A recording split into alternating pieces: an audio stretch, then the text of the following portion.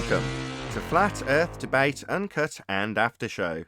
I'm your host Nathan Oakley, and if you are new to this channel, or you've not done so already, then be sure to subscribe, hit the bell notification icon and join button if you'd like to become a Nathan Oakley 1980 channel member and keep up to date with the Flat Earth Debate.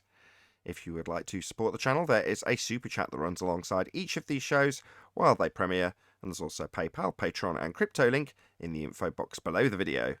Also below this video, you can get £50 for swapping your UK electricity supplier to Octopus Energy.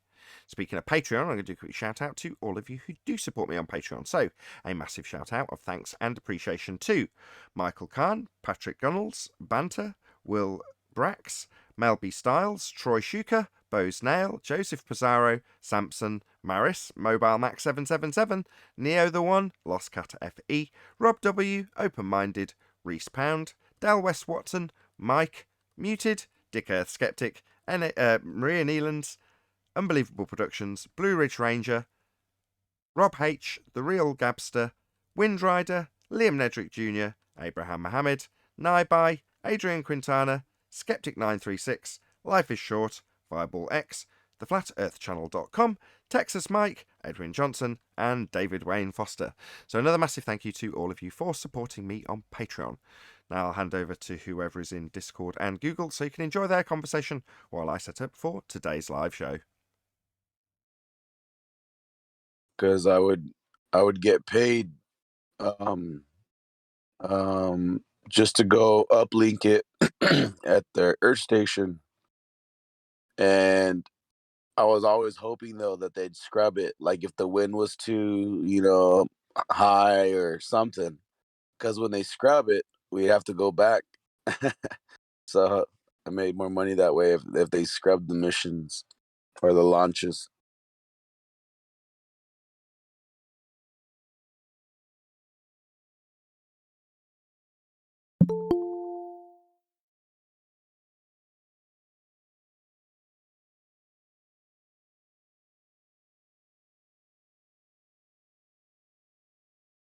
Hello. Hello. Hello.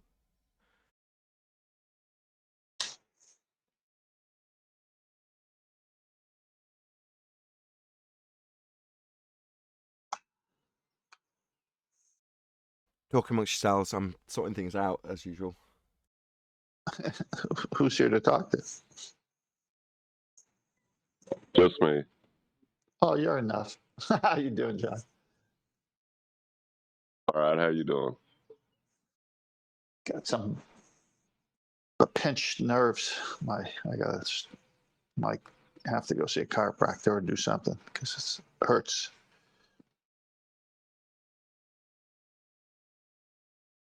In your back? Yeah, down my leg, back, lower back, up the shoulder area.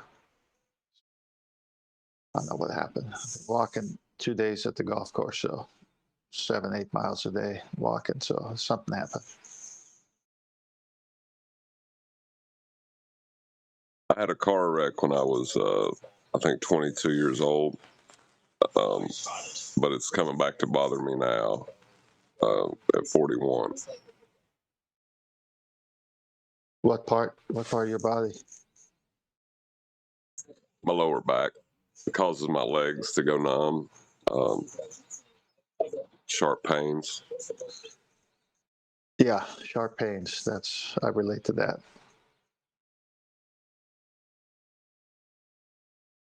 So it was like absent for 20 years and it shows up? Yeah, well, it's the only thing I can think of that I did to my back that, I don't think it was from picking up kids, but it could have been.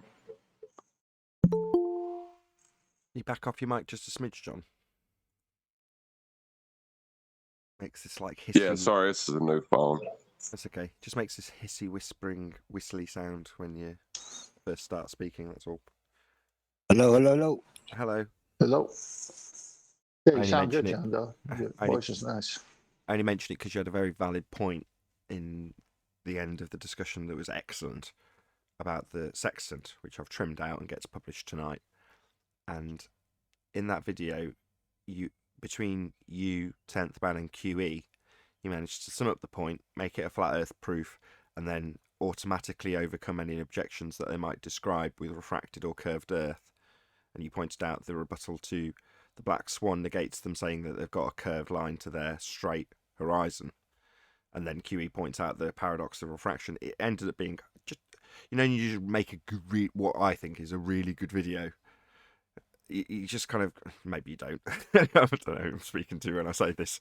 When I made it, I thought this is a really, really good video. I said it at the time. I was like, that's the best presentation you've done to date, 10th Man. Very concise, very to the point, summarising the key details over and over again and the implications thereafter. It must be a flat Earth to do this. But anyway, I'll get to my point.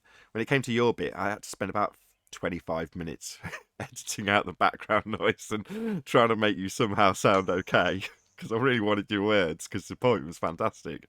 Just the sound was horrible. Anyway, just saying. Yeah, 10th Man, I agree. I said it to you then. I seen the whole thing in my head as you were explaining it. Perfect. And by coincidence, I had it on screen, so I had it on the Skype screen.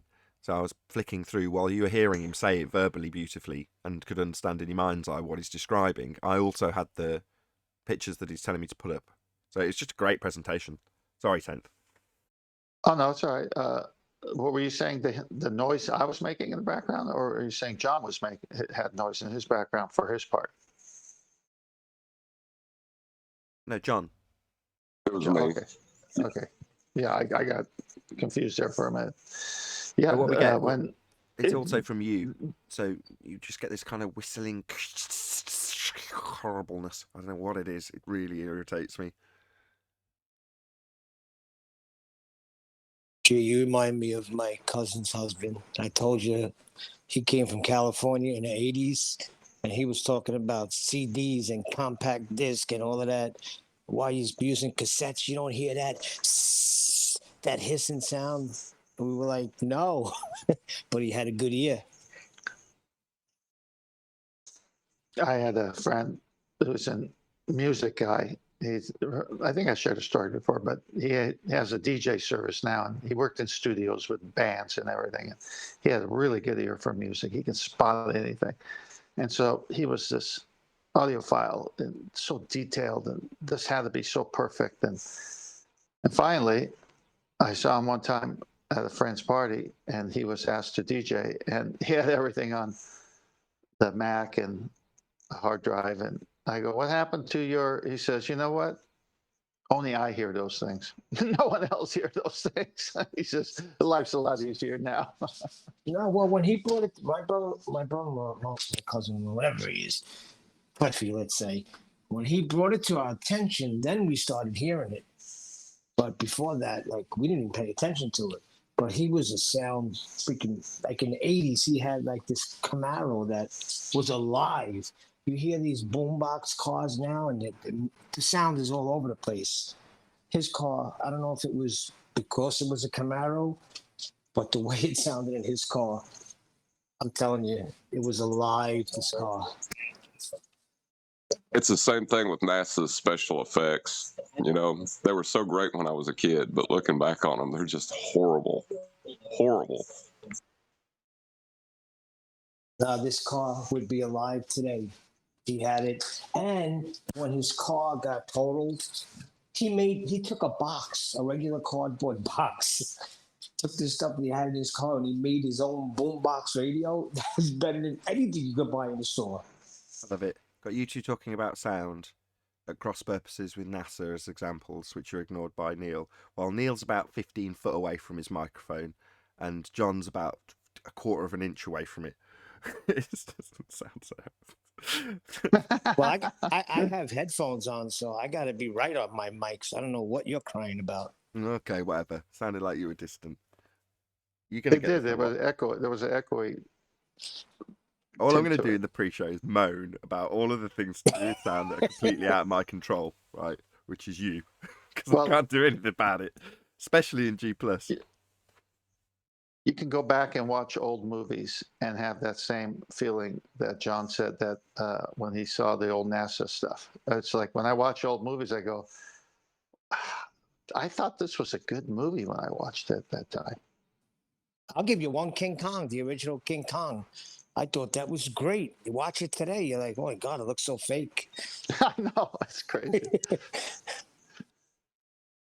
Yeah, the whole sextant um, presentation in the way you do. I mean, it's so quick. It doesn't have to be long. It's very simple how it works. I just go to their site and they tell you how it works.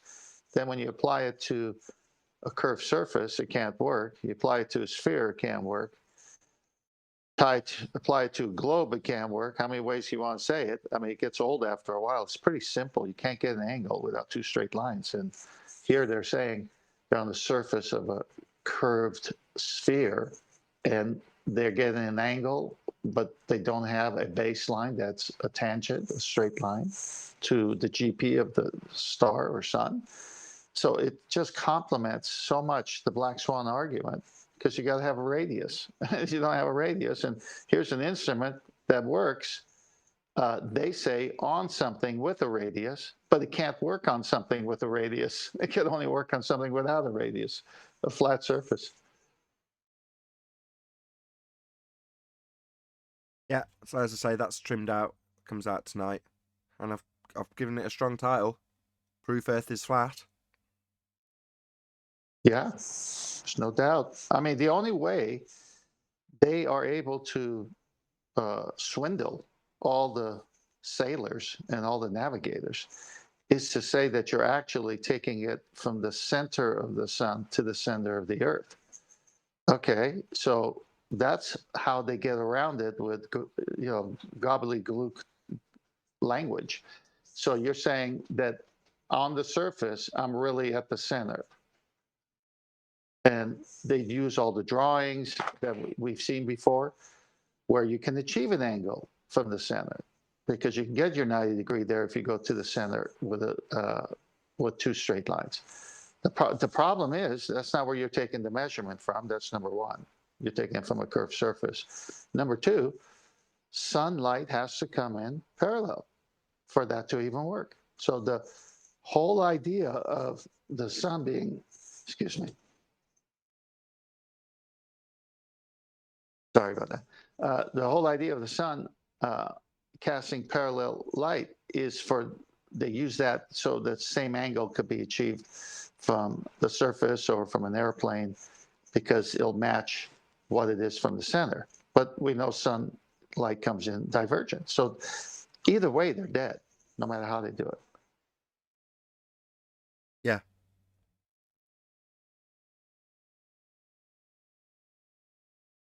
I also trimmed out yesterday's show, so they're not really coming out in the right order. But there we go. That's come out this morning with the guy like, forget about the hemispheres. That was great.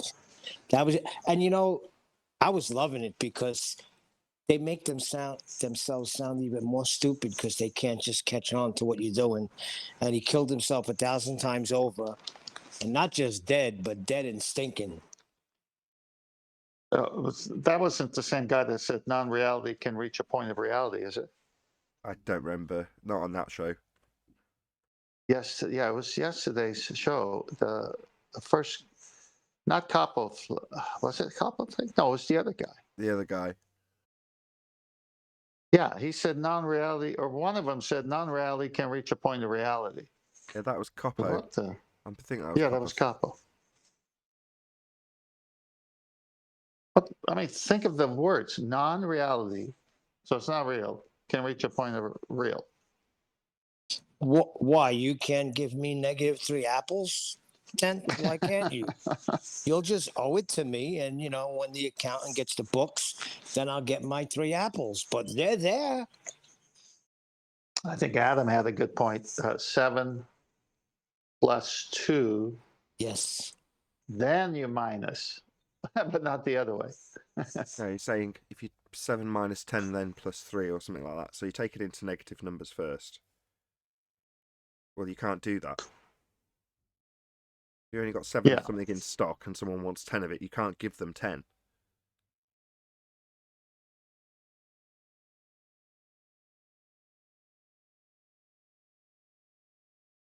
That might be why 6 is afraid of 7.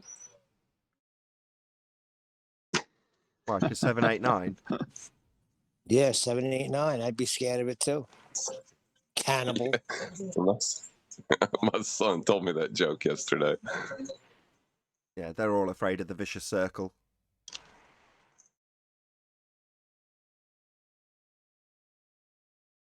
Supposed to say, oh. Oh well, never mind. I was thinking of it. I'm saying, is he talking about 0?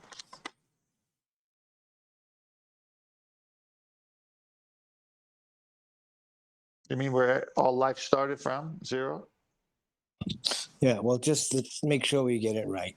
It's how's his name? Capo Flakes. How you say his name? Please don't say the Capo. Spaniard. Couple flakes. Yeah, as long as you don't say the Spaniard. The Spaniard. Uh, There's more than one Spaniard, Neil. yeah, but when you hear somebody say the Spaniard, come on, you're thinking Russell Crowe in Gladiator. Not me. I used to live in Spain, so to me it means something totally different. Oh, well, you've been all over the place. I can't help that.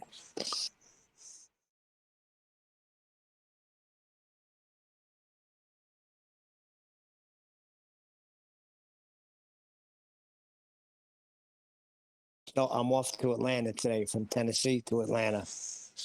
I think it's about a 4-hour drive.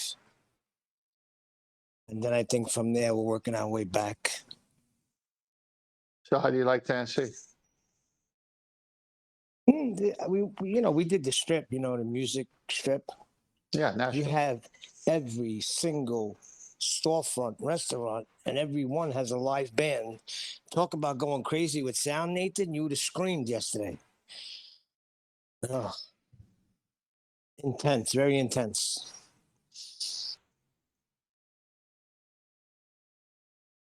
So what, 20 bands within the blocks? I'd say way more than that. Way more. I'd say that's an understatement.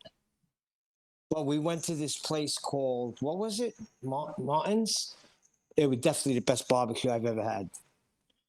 It's really good. We waited online for like over an hour, but it was well worth it. Yeah, sounds like you had a good time.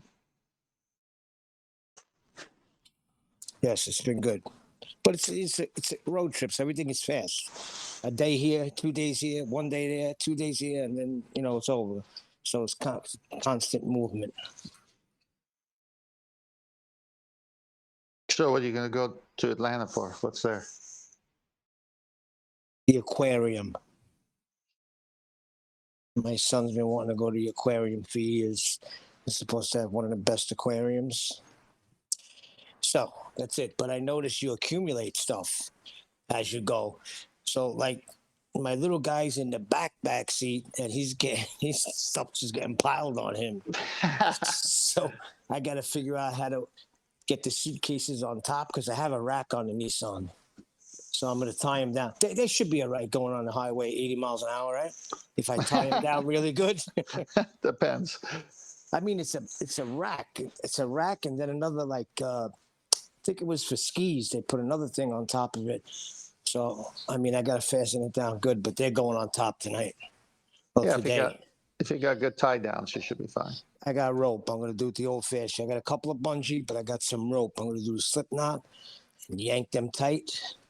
First, I'm going to put them in bags just in case it rains. So I should be good. I got it all figured out. I will let you know if it turns out to be a disaster. I can't wait to hear the results. Can't believe it. I was driving and my luggage flew off the roof. I had clothes all over the place. That's what I was just imagining that.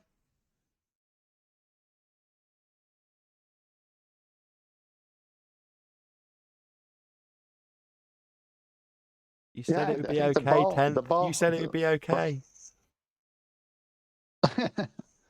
Yeah, I was going to say the ballers are definitely on the last hurrah for a while now. They're turning on each other. They're doubting their own model, from what Adam said.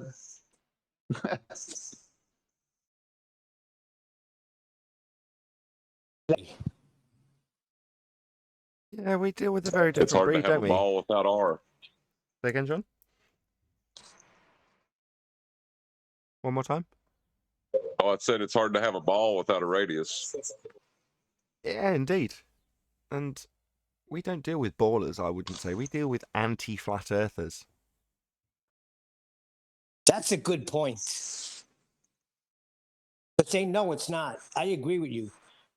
They know it's not a ball. They're anti-flat earthers. I agree. Well, they're definitely hostile.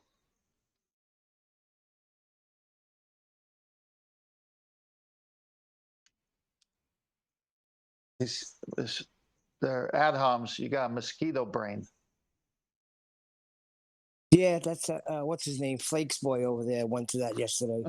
He When did. he He did the started time. ridiculing Nathan. That's his end result. When he can't win, that's what he says. Nathan, you are stupid, and whatever else he says after that. And yesterday he had another one.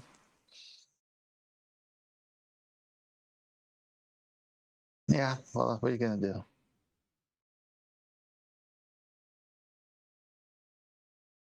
Yeah, they're in We're pain. going to keep presenting the evidence. The guy from a couple of I'm days talking- ago that you took through the sextant, that guy, I'd call him a baller. Normal guy that when it comes to a square that can't be circled, he just goes, yeah, that is a bit of a problem. I'm trying to figure out why this is a problem. It's like, yeah, well, you'll find your way to the obvious and observable nature of your reality if you've got that mindset, as opposed to disprove flat earthers mindset, which is what the anti-flat earthers are like. But occasionally you'll get what I'd call a genuine baller. Guy thinks he's on a ball, but has heard about this subject, comes in to ask a few questions, as opposed to stand in opposition with double-speak rhetoric to anything that we point out as a fail on the globe side. Yeah. I mean, that's that's a good category to put them on because that's how they act. Is that's hot right now. So for a time, flat Earth was hot, i.e. favoured by the algorithm. Now, anti-flat Earth is hot. Same search terms, coincidentally. Nevertheless, it doesn't mean that anti-flat Earth's going to remain hot forever. Quite the contrary. Flat Yeah. Earth is a different story in terms of how much promotion or how, well, the lack thereof, we receive. It's kind of irrelevant now. It's like, well, we're building up our internal audience, and that will never change. You know, there's going to be the same sort of curiosity level, regardless of whether or not we've got a deeply opposed anti-flat Earth movement that's being promoted by YouTube currently. In the same way, Flat Earth wasn't continually going to get promotion. That said, it did go the opposite way with censorship. I don't think that'll be the way with anti-Flat Earth. But it's a flash in the pan. It's a fad. The anti-Flat Earth movement, 3 or 4 years ago, I was like, it's tiny. There's nothing to it. Now it's blown up. Well, do you think that's sustainable? Bracing against Flat Earthers for the rest of your natural-born life? I think you'd drive yourself nuts. Likewise, same applies to us if we were to brace against Globe. You know, I go, we must fight the globe Earth, as some proponents of anti-flat Earth movements would suggest, on their side of the flat Earth argument, i.e. our opponents. Well, if I wanted to, I could spend the rest of my life fighting the globe Earth. I don't see the need. You know, I already know what the score is, and taking the fight to the psychopath isn't going to help me in any way. In fact, it benefits them. So why do it? Yep. It's amazing what they've done with the disclaimer. Like if I go to one of your shows here on YouTube, context, flat Earth, Wikipedia. The flat Earth model is an archaic conception of the Earth shape as a plane or disk. Many ancient cultures, and then you have to hit it to read the rest. Why do they have to put that there? Yeah, I hate that. But it's true. It is true. It's true. That's why they put it there. Can't argue with it. I can't argue with that. Archaic model. Yeah, models are pseudoscience. I'm not going to argue with that. People who punted a disc, they're inferring models. They've said it in the first sentence. So again, it stacks up with the follow-on of the statement. And I agree with every word of it. Well, why do they have to put it there? Oh, it's mandated. versus- Yeah, it's mandated. Yeah, that's what I'm saying. Why don't they put disclaimers on every type or YouTube video that's in one genre or another? Because the Western world's under a heliocentric religious worldview, as opposed to an obvious and observable nature of our reality worldview. You know, it's a paradigm in terms of how you're supposed to view the world. Supposed to view the world. Our consensus tells you this is what we all think it is. Now, you're not going to disclaim that and say, oh, by the way, this argument that's going to present by National Geographic about the physical geometric spheroid horizon, we can't actually acquire that. It only exists in the maths. The globe Earth model was an old-fashioned way of assuming the horizon was physical. They're not going to put that disclaimer on because the Western world is in line with globe, and therefore anything that stands in opposition to it needs to be corrected. But there's a fine line to toe, and they've towed it quite beautifully. YouTube, that is.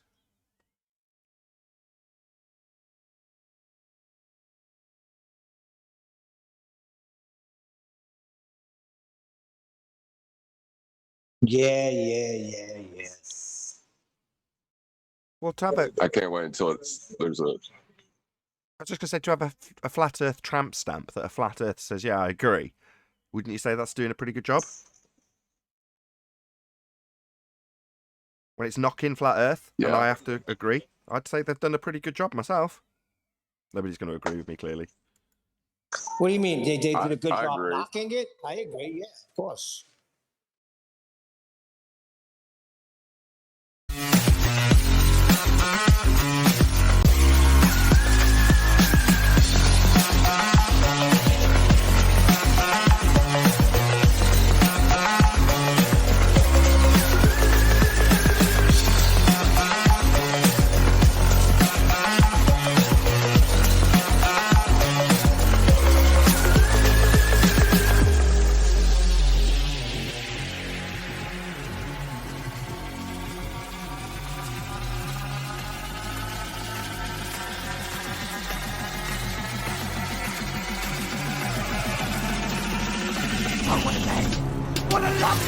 Welcome to Flat Earth Debate Live. I'm your host, Nathan Oakley, and if you are new to this channel, or you've not done so already, then be sure to subscribe, hit the bell notification icon and join button if you'd like to become a Nathan Oakley 1980 channel member and keep up to date with the Flat Earth Debate. If you would like to support the channel, there is a super chat that runs alongside each of these shows while they are live, and there's also a PayPal, Patreon and crypto link in the info box below the video. Also below this video you can get £50 for swapping your UK electricity supplier to Octopus Energy. Most importantly, if you'd like to join the discussion, simply mute the page you are currently watching, then click the link in the info box below this video to join the panel and express your views on the nature of Earth. If you do join, please don't swear. If you do, you'll be ejected, and if you are, please don't try to rejoin the stream using sock accounts. You'll be warmly welcome back on the next stream. Please also share the show on social media. Sharing the show obviously increases the live audience, but this in turn increases the chances of a more diverse panel, so please share the show on Facebook and Twitter. One last time, if you're new to the channel, or you've not done so already, how dare you, then be sure to subscribe, hit the bell notification icon and join button to keep up to date with the Flat Earth Debate. Now, we are joined by Father of a Stolen Child, 10th Man, Neil, and a whole bunch of people in Discord, so welcome one and all. Good morning, all. Okay, Right. good morning, one person. Good morning, nobody. Absolutely nobody responded from Discord. Hey, good morning. Good morning. Thank you, Stagoli and FEEG. Hello, Father of a Stolen Child also. The excitement is there today. I can feel it. Oh, it's bristling. It's absolutely bristling. Tenterhooks, my friend. Any evidence of a physical geometric sphere-edge horizon, formerly known as the curve of the Earth? No evidence. There's a geometric limitation of the sphere. The horizon can be no further than 1.22 miles, 1 foot observer height. And it's not there, Nathan. There's a video being released tonight that is called Proof Earth is Flat, the Sextant. And it describes the triangulation method to acquire what is known as a fix, or a position on the ground with dweller top with 3 circles of equal altitude. So check that out. Proof we're on a flat plane. The way stars are used to position yourself on the flat plane, we dwell atop, could only work on a flat plane. Detailed beautifully by 10th Man. That's trimmed out. It'll come out at 9:15 UK time, or 20:45 UK time. So check it out, Be Here or Be Sphere. That's on Nathan Oakley 1980 channel, just before the Flat Earth Debate Uncut and After Show comes out on the second channel, which is brand new, although I did actually trim another part of that, which has already been released on Nathan Oakley 1980 channel. So check that out. Not now, because you're watching the live show, but that's already been released. It was released at about 7 o'clock this morning, so you can check that out as well. Just let Adam in, and then we'll go to axial rotation. Hello, Adam. Afternoon, guys. Sorry, I'm a bit late. Engrossed with a bit of chat on Arwin's there. He's had a good show this afternoon. So sorry about that. Sod's law. I've missed it a couple of days in a row, and it's been good both times. Hey ho. Subscribe today to Arwin. I'm missing the Flat Earth early bird because of classes with kids and stuff, but such is life. Any evidence of axial rotation of the Earth-based variety? No, you would need R to have that. And just because the sun is moving 15 degrees an hour, what makes them think it's the Earth? I heard Germany was spinning last night. Oh, yeah. 2-0. Okay. I have little to no desire to know what you're talking about. Any evidence of the distance? I know. I won't elaborate. Excellent. Don't. Any evidence of the distance to the sun?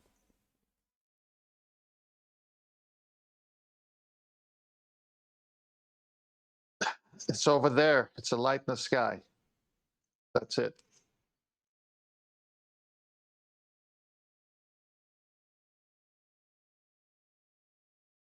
Seriously, low enthusiasm levels from Discord today. Wow.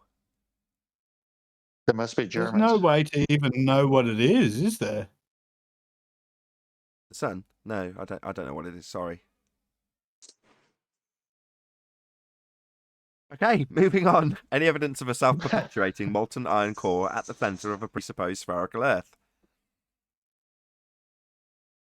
Well, back to no radius, no Earth curvature, no orbits, none of all this stuff. So now they got to drag us down to the center of something that's not the center of something. All P waves and F waves, right? They got it wrong. Made predictions, coal a deep borehole, and then they got it wrong based on their P wave and S wave predictions. What they thought they'd drill through, they didn't drill through. And that's the sound of 10th Man's mic open. Every time his mic's open while I'm talking, I hear. There it is again. I agree with that. Just go on mute.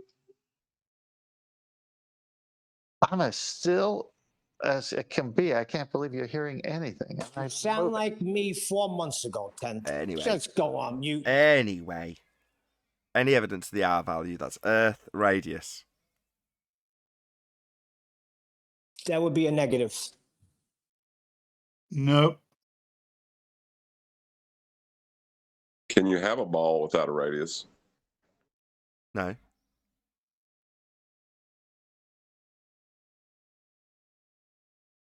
Well, that's a problem. Yeah, we're not on a ball. They need a radius. They haven't got one. We've debunked it. That's correct.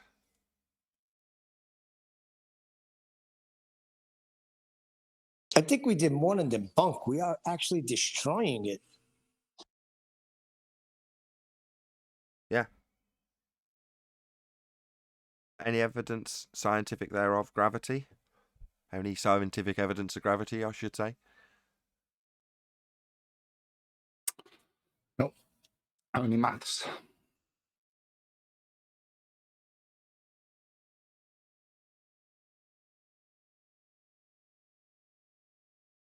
What is gravity? Which one? Hello. Exactly. Hey, Arwin. Well, there's two. There's mass attracting mass, falsely ascribed to Newton, more accurately described as Reverend John Michel C.V. Boy's Cavendish gravity. which is 106 years out of date, superseded by the notion that the uneven distribution of mass causes the bending of space-time. Space-time, hey? Yeah, space-time. I'd like to see that. You don't. It's just a mathematical concept.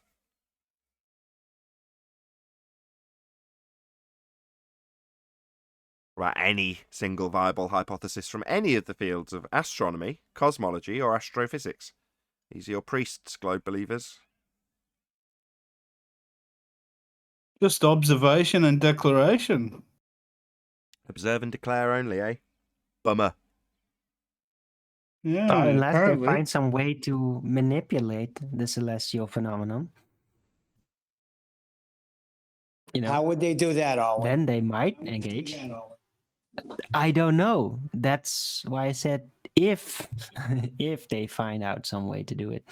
You'd have to Would get be to that pretty- Well, even firmament of if- yours first, Neil. Hold on, just one Well, second. maybe they could just shine a laser inside of the firmament or something. Or Firmament? Inside of the firmament. What firmament? Yeah. Where you What's going with that? Firmament that speaks Sounds like a about in claim. the Bible that gives us air that we can breathe. You see, because if we didn't have this firmament over us, Nathan, we would not have any gas pressure. All the air we have would suck off into space. So we have a firmament. We have containment. We have a firmament, which is the containment. Says you. You can call it we have whatever you firm like. containment. Yeah, the containment. Oh, hold on. Wait. Not says me. We have confirmation. Okay, but I never said that. I never got there, but the Bible declares it. No. The Bible declares two things, doesn't it, really? But it doesn't necessarily link the two, does it? What we're claiming. We're making an assumption that the statement in the Bible, where the stars and the sun and moon are set, this firmament, we assume... Wait, how is that an assumption? Let me finish. Well, I'm about to tell you. Yeah, we assume that statement, we then take that as our containment. Doesn't necessarily state that is how the containment of the gas is. It's a statement with regards to what the sun, moon, and stars are placed in. We make an assumption that would service that role for gas pressure, but I don't think it's stated in the Bible that that's the thing that definitely stops a violation of natural law. But neither does God explain how he took the dust of the earth and made man, Adam. Yeah, let's not turn this into... So it's a little egotistical of us, then, to make that assumption so positively. Take the things that are stated positively and hold them true, but don't necessarily follow logic for you to interpret. How else are we breathing? So you're going to give ballers an entrance to get in. Just No, a little entrance to get in. no. That gas can be contained some other way. No. Yes, you are. No, I'm saying that it's not explicitly clear in the Bible that the firmament is the causation of containment of gas pressure. It's stated in the Bible that the firmament is there, yeah, and in which we sit the stars and the sun and the moon. It's logical to draw that conclusion that it would draw that dual purpose, but I don't think the Bible makes that clear distinction. Perfect. It's a logical inference you can draw and then use it to parallel what the Bible states, and that's perfectly acceptable. But when you remove the first and just use the second, i.e., well, the Bible states it, then that's not going to stack up. And when you describe something as something else, because it's a form of containment, it is the firmament. Quick shout out to Godzilla37 who says text message with a winky face and sends me money. Thank you very much, Godzilla. Really appreciate the support. Okay, I got a vision of God breathing life into Adam. And Adam is a container, and he's breathing, okay? Until God breathed into him, he could not become alive, right? He wasn't a living soul yet. So that firmament is sort of like, it's like a big atom, you know? And that's how we're breathing. What? Yeah, Neil, you took that the wrong way. You should have said, so you're implying that there's another physical container between the physical container mentioned in the Bible. Well, that's what I said, because if you're saying that the firmament is not containing the gas pressure, then you're leaving a door for them to come in and say, hey, gas can be contained another way. No, you're not. You're assuming that the first statement that you leave out when you refer to the Bible suddenly negates their necessity for containment, regardless of what the containment may be. If you look on screen of this preposterous picture of a molten iron core in a sky vacuum, the black area is a vacuum, the clouds are high-pressure gas. It's absolutely absurd. Well, you need containment, because we've got gas pressure. But that's the end of the statement. In terms of, well, the container's a firmament. What's a firmament? Well, it's this, that, and the other. Because the Bible says so. Everything in terms of description of what a firmament's going to be and how it is going to come from the Bible and not come from verification that you've acquired in physical reality. Sorry. Because no one could get the there to Bible. tell The you what Bible it is, also but the says it's an Creator expanse, himself. and I believe it. And I believe it's a flat top. So yeah, you can't say the Bible proves the dome because you don't know what shape it is. Okay, hold on a second. The only one that can say what it is God, and he said it. None of us could get there, so we can't tell you what it is. But use your head. Yeah, But he said it was an expanse. An expanse is a spread out piece. When you say use your head, you mean apply logical inference. Yeah, we can all do that. Okay, let's deal with Eli. How can it be flat? A flat top. What do you got on your sides? Because it's an expanse. Nothing. If the heavens that we look up to are also the floors in heaven paved in gold, then what are you walking on? Where did you get that word expanse? Break that down for me. I got it from the Bible somewhere. Don't know exactly where, but I can get it to you some point in time later. Rakia. Yeah, Neil, why does there have to be in your mind a touchdown point? Look, if there is no possibility, can I finish? Can I finish? If there is no possibility for this flat, presumed in this case, container thing to actually physically move down, which would compress the gas pressure within the realm, right? If it doesn't have such maneuvering capability, then why would it have to touch down anywhere in order to stay up? That would already be kind of assuming that there is more space beyond in order to create that dynamic. I was just saying, don't use scripture to back up your logical inference. It is logically correct that it would fill that role, but you can't use the scripture to say that the firmament contains gas pressure. It's not explicitly stated. You can only logically infer it, which doesn't mean that that's the case. Correct. That leaves an opening for them to say It gravity. doesn't leave an opening. It stops you setting yourself up for a fall by making a claim that you can't actually back up. You can only logically infer. Spot on. Can we not have it for a third time that it's leaving an opening for Globers? It isn't. No, it's not just for Globers. And if It's I even could an just opening for respond to everybody. Arwen, Excuse me.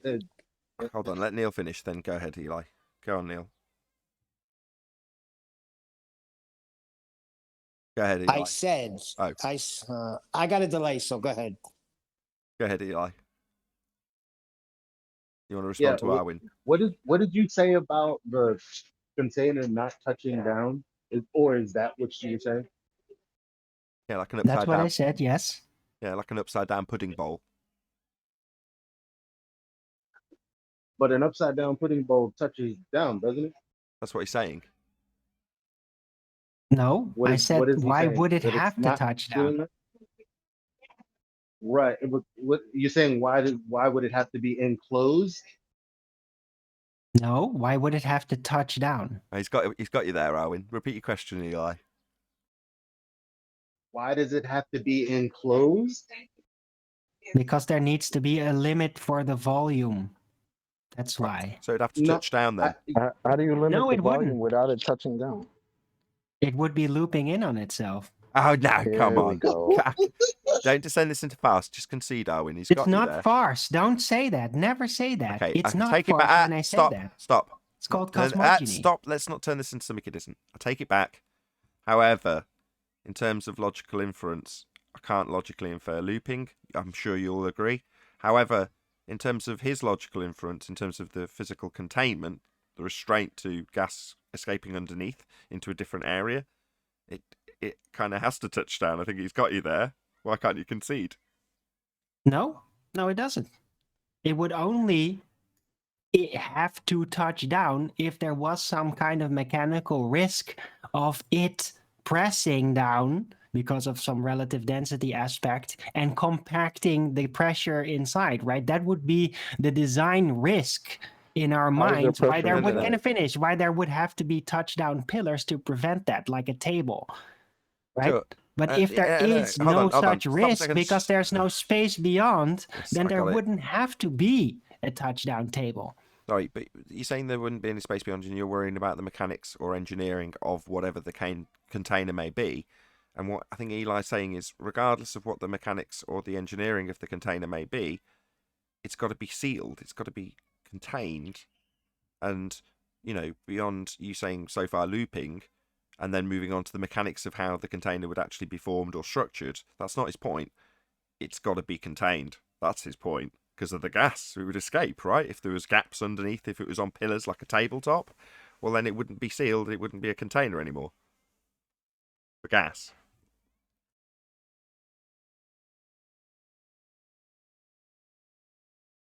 There's a moment of pause makes no because I think sense. there's a few people on It the could panel. if there's a looping element. It's very There's a few- simple. And Before you we can move on to think that looping, particle and all that. You can think that. Please. So in reality, we could discuss looping at this very poignant moment. However, I'm going to focus more on the fact that a few of us, I assumed the prolonged pause was because we're going, hang on a second. We're saying no dome, no upside down pudding bowl. We don't know what the container is. But by logical inference, it's got to touch down, as it's been phrased. I don't see any way around that unless someone's going to correct me beyond looping. Well, yeah, go find it then. Go find that touchdown point. If it has to touch down, we'll confirm it. Right? Just like no. I'd like to draw the comparison to the It's just because, celestials, right? Arwin, If hello? you assume there has to be some kind of a physical nature to the celestials, No, well, you go did. prove it then. Stop. That's what you did. No, you started focusing on the engineering. I don't know what the container is. Don't strawman me. You immediately started to focus on what the mechanics and engineering of the containment must be. Now, I don't know what they are or what it is. However, Eli's point still stands. It's directly related to, it's not even off on a tangent from, the fact that it must be a container. Well, to achieve that, right, there's got to be a point where it seals, right? I can't see any way. No one's correcting this, right? No one's stepping in other than Arwin. Anyone got anything else on this? Because I don't see any way around this. All right. I agree. But looping is sealed. Just For please, the record. please, just let someone else have a go. If there's any objection, I want to hear it. Other than that, it's just deep contemplation of the fact that, hang on a second, when we say no, pudding bowl upside down, no, we don't know what it is, that still stands.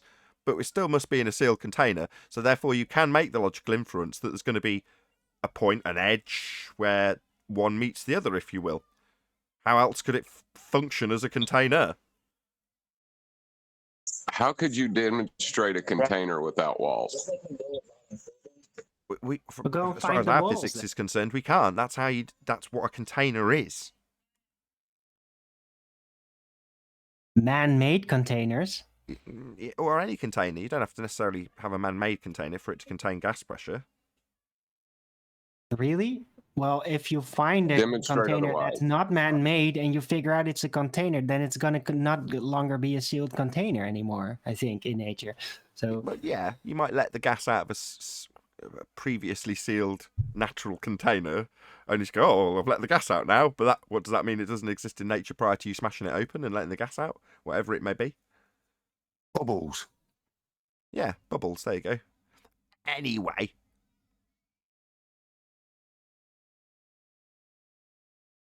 So before go find the container. that's a liquid Yeah, container I wall. think you should go find the looping. Well, yeah, beyond us. Okay, let's just segue away from Arwin's looping so he doesn't get the butt of this. There's people out there that think there's an infinite plane, right? It could just go on forever. No. No, there is Physically people out there. impossible. Don't say no. Yes, there is people who believe that. Oh, yeah. Right. Well, that presents a bit of a problem for the gas pressure we're breathing also, doesn't it? Indeed. Infinite volume for gas pressure is going to mean potentially infinite problems with turbulence. That's right. Well, it would all be if you assume that there's no vegetation and no life beyond what we know, and it just gets more and more desolate, which is also supposed, whether or not it goes on infinitely or otherwise, I don't know. But that would still create massive problems with the gas pressure, which is pretty stable. We have cycles because we have a very stable system. Yes, it's dynamic. No, it's not in perfect equilibrium because it is dynamic. But that said, it's still beautifully balanced while it is dynamic. Well, that I don't think would be the case if there was just a never-ending expanse. I don't see how that could function either. Quick shout out to Retro Bill, who says, falling apples, transit of Venus, pressure gradient, gyroscopes, ham radios, seismology, and black holes. Take that, flat Earth! Okay. Thanks for the super Good chat. one. Can I make a comment about the infinite plane? Infinity in reality cannot exist because you can't have an infinite something. But you can have, I don't know how to explain this, but there has to be a limit to reality. Everything is finite. You can't have it. So infinite plane is incoherent. Right. Go ahead. I see what you're saying. You It's a cannot mathematical believe in concept. infinity. That means that how you can believe in something you cannot never reach, and you don't know where is that something never ends. How does something that's infinite even start? Well, it's a mathematical concept, isn't it? So to apply that is a reification. So, well, even in mathematics, it becomes absurdity. If you take away, all the even numbers and all the odd numbers, and they're all infinite. If I remove all the odd numbers from the set, you still have an infinite number. So even within mathematics, it's absurd.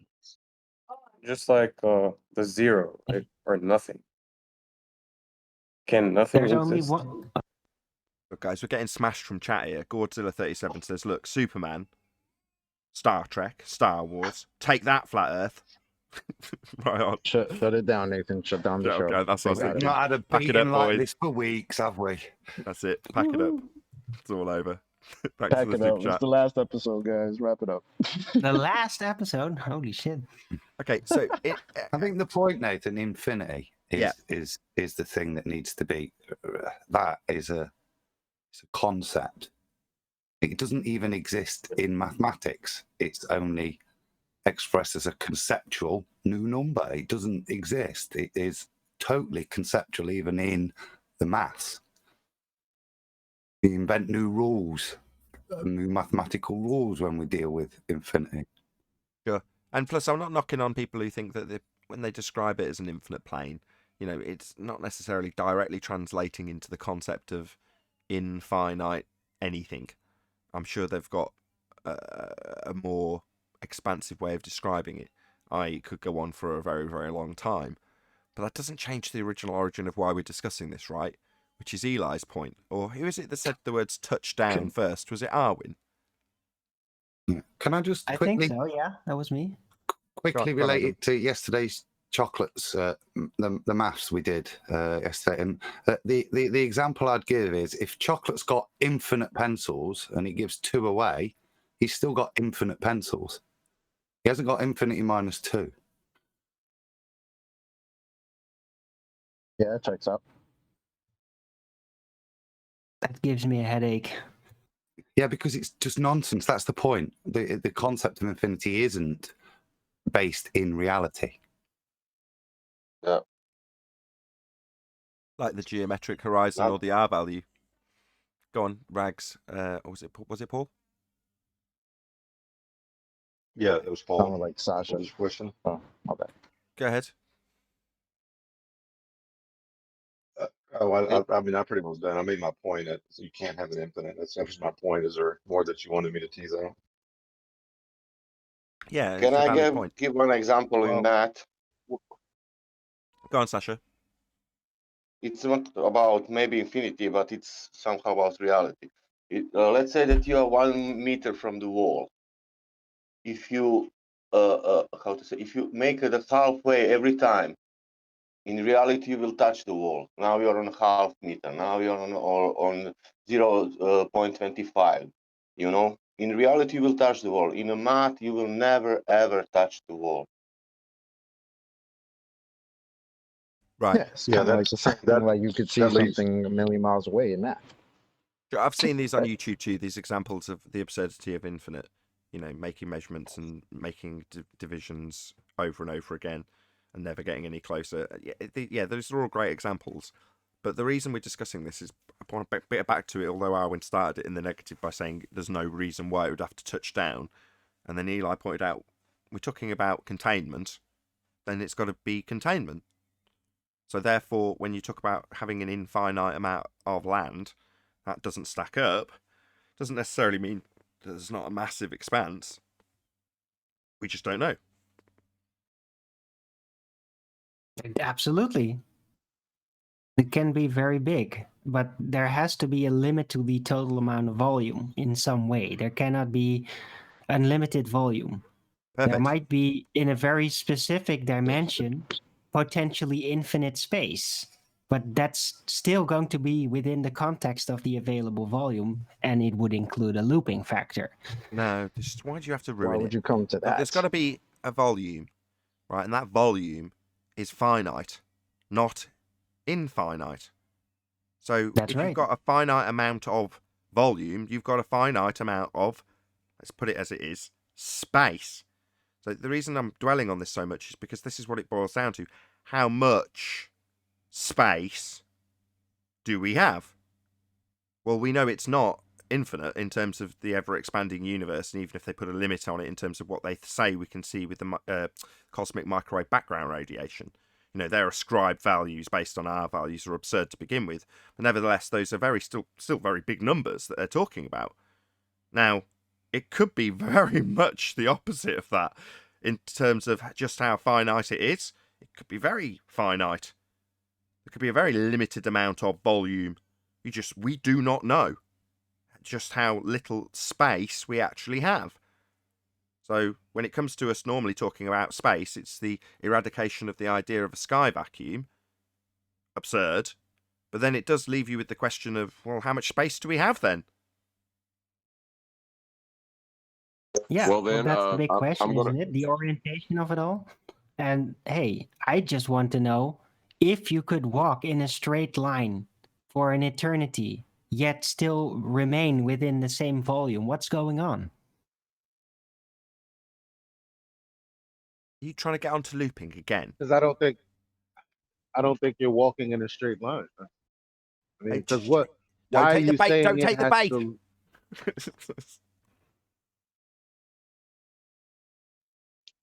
It's Arwin suckering You wouldn't know. Go on, save it. You wouldn't know. How is something? I'm just trying to understand. Like, like if the ground is a plane, right? Then how would the containment be looping? Like the only way I could see it looping is something like a cylindrical shape, like something. Then the wall itself could be wrapped around, but it would still touch down on Earth, and the top would be somewhere up there somewhere. Or it would be looping in another direction as well. How? Well, how is it looping in one direction? What I'm saying is how does it touch the ground? Look, Eli, didn't you hear what he said? Eli, I think that's very unreasonable. Arwin immediately but reversed the burden of proof and demanded that you explain how it would be looping in the first direction. Have you done that yet? Yes, you walk an infinite straight line. You got a physical gyroscope with you spinning forever, and it keeps its exact orientation at all time. And you keep walking that straight line your entire life, yet you remain within the same volume. That's how you know. You know in The Matrix when he's in the downstairs station and he's with the presumed to be old architect from a former Matrix called the Train Man. And in that station, I've forgotten what it's called, he runs to the end of the platform, keeps running, and then he just starts at the beginning of the platform. Now, from his vantage point, he's just running a straight line, right? But he's looped back. That's right. Yeah, in The Matrix, it's all right. Yeah. Let's try it out with the equator. Let's try it out with the equator then. I have a question to Erwin. What is the physics that we know about that governs the world that you're describing? Can you just give me the natural law, the physics? How I mean, what is it that governs this? Yeah, Arwin, give us the There is physics. no laws established for spatiality, right? Let's confirm it's true first. Let's confirm there is an element to actually have How would you suspicion that there confirm is a looping factor. Arwin? I agree How with would Arwin. you Hold on, confirm that? Adam. I agree. You are going to confirm this first, aren't you, Paul? I think you should confirm this first, like Arwin demanded of Eli a moment ago. I have to confirm this. Yeah. I have to go out and confirm that this is reality. I thought it's Absolutely. Irwin's. I mean, of course, because you're not the one So claiming it it. should So be up to of course him to it makes confirm sense. it. Not me. If you're going to argue with this, Paul, you've got to prove it right first before Arwin can prove it wrong alongside you. What? Yep. Prove what wrong? Sounds like the burden of proof reversal fallacy there to me. Prove what wrong? We're not going to be proving it right first, then. I'm confused now. What are we talking about? Let's just see. You're right, Arwin. We should start at the beginning. Prove looping. Physicality. What's the physics for it? Spatial nonlinearity. What does that mean? How that works. What does that mean? Well, you can only do it conceptually until there is some kind of physical confirmation for it. And I That's the end already of this. know how Bye-bye. to do that, Yeah. how you would establish spatial nonlinearity. So Arwin's just giving the disclaimer that this is only conceptual. Now he's going to waffle on indefinitely. Oh, I'm sorry. I was only asked how to do it, and I just answered. I'm sorry, I'm waffling on indefinitely. How'd you do it again? Conceptual. Just to clarify, Like a right? robot now, Arvin. Look, Arwin likes to cause in the disturbance when... same Look, let me just clear what's happened. Right. Arwin knows how to play baller. He also knows how to do all the tricks of obfuscation and rumpus causing when there's some disclaimer that he's just dropped in that he doesn't want focusing on. Conceptual only, right? That's why I told him not to do it about 4 times when I would rather dwell on the point that there's got to be containment. So how much are we contained is an interesting discussion point. Instead, it's segued onto Arwin's conceptual only looping. Thank you, Arwin. Thank you so much. I'm sorry, but you all of you keep asking questions about it. So yeah, I'm sorry that We're I'm not. answering your questions. We just want you to concede it's just totally conceptual and there's no way of ever demonstrating it. But there is a way of demonstrating it. It requires certain specific steps to get to that point, if it were true. Oh, laugh it up, Fundy. Laugh it up for that which you don't know. Laugh it up. Fundy. Laugh it up, Nathan. You don't know. I have figured out a way to find out. Yeah? Laugh it up. Tell us that. Man, write a book. You follow the Why not equator. here? You establish whether the virtual equator, derived from celestial. I'm not suggesting Yeah. suggesting Brilliant. North is all. Here. You derive Right, whether Everyone else, you're everyone walking else. that Let Arwin straight get it out. line, Everyone, or hello, if it's not a straight line, including you, Arwin. or you Hello, just interrupt me as I Arwin. explain it. Arwin, Arwin, you man, what can't the do hell, this. bro? Are you causing chaos? Hello, can you not hear me I'm trying to causing gain chaos. control? Whoever's talking. Thank you. Right. As soon as everyone talks over the top of Arwin, he gets close to his mic, everything gets distorted, then 5 people talk. Just let him finish. Yeah. First, you figure out the equator situation in this realm. It's all contained within the realm. You don't have to go to any side of what you think the container might be, right?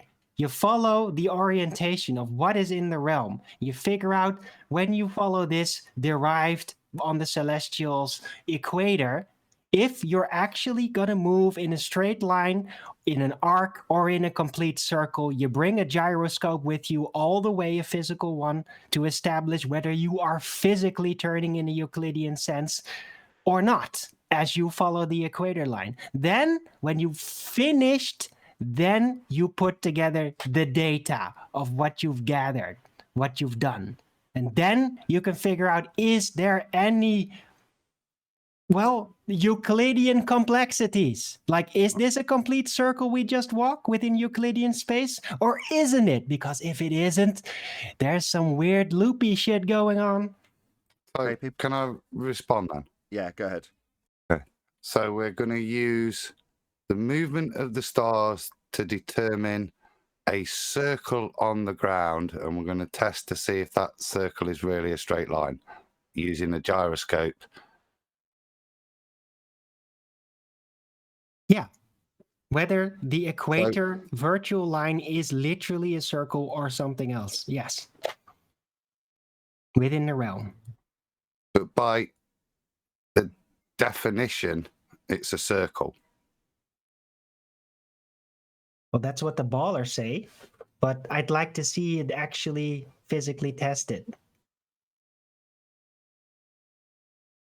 So you want to map physicality by the placement of stars. They're the things that are going to be your straight line ruler, or they're the things that are going to map your equator. So how do you validate how you've transposed the stars to the ground to then give you anything of any real definition? He doesn't. That you can work with. He doesn't. I'm just going by what is present in the realm, the orientation of the celestials, this virtual equator, and what it actually is within space. Yeah, the derivative of it, right? But what is it? How is it laid out? It isn't. Physically, within the realm. It isn't. There is no equator. The average point, the midpoint of the celestial movements throughout the seasons. There is no physical equator. There's no point on the ground. It isn't anything. It's derived from lights in the sky. And you're saying I'll derive this circle from the movement of the lights in the sky, average them, and then say the point on the ground that represents in physicality, of which there is none, I'm going to walk along it and see if it's a straight line. Well, it's a circle. You've just measured it from the movement, the circular apparent movement of the bodies in the sky. So this is nonsense. Why are we spending 25 minutes on this? I just don't get it. Me saying I don't want to talk about this when you talk about something really interesting, about how much containment we must have that you can logically infer. Instead, we spend 20 minutes on this crap. It's not crap. It's a genuine exploit to do at some point.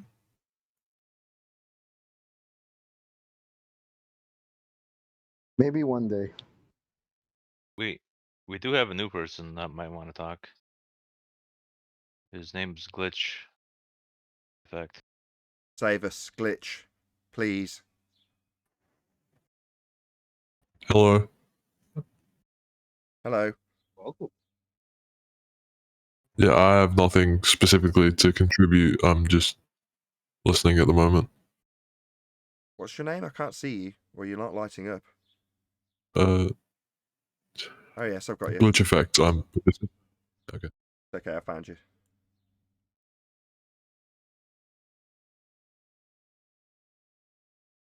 Okay, well, we've got no other housekeeping questions to ask, but we've segued so far away from the actual gas pressure without a containment argument, although it wasn't specifically asked as a housekeeping question.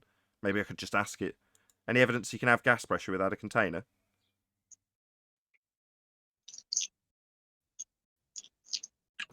Would a rectangular looping model count as a container?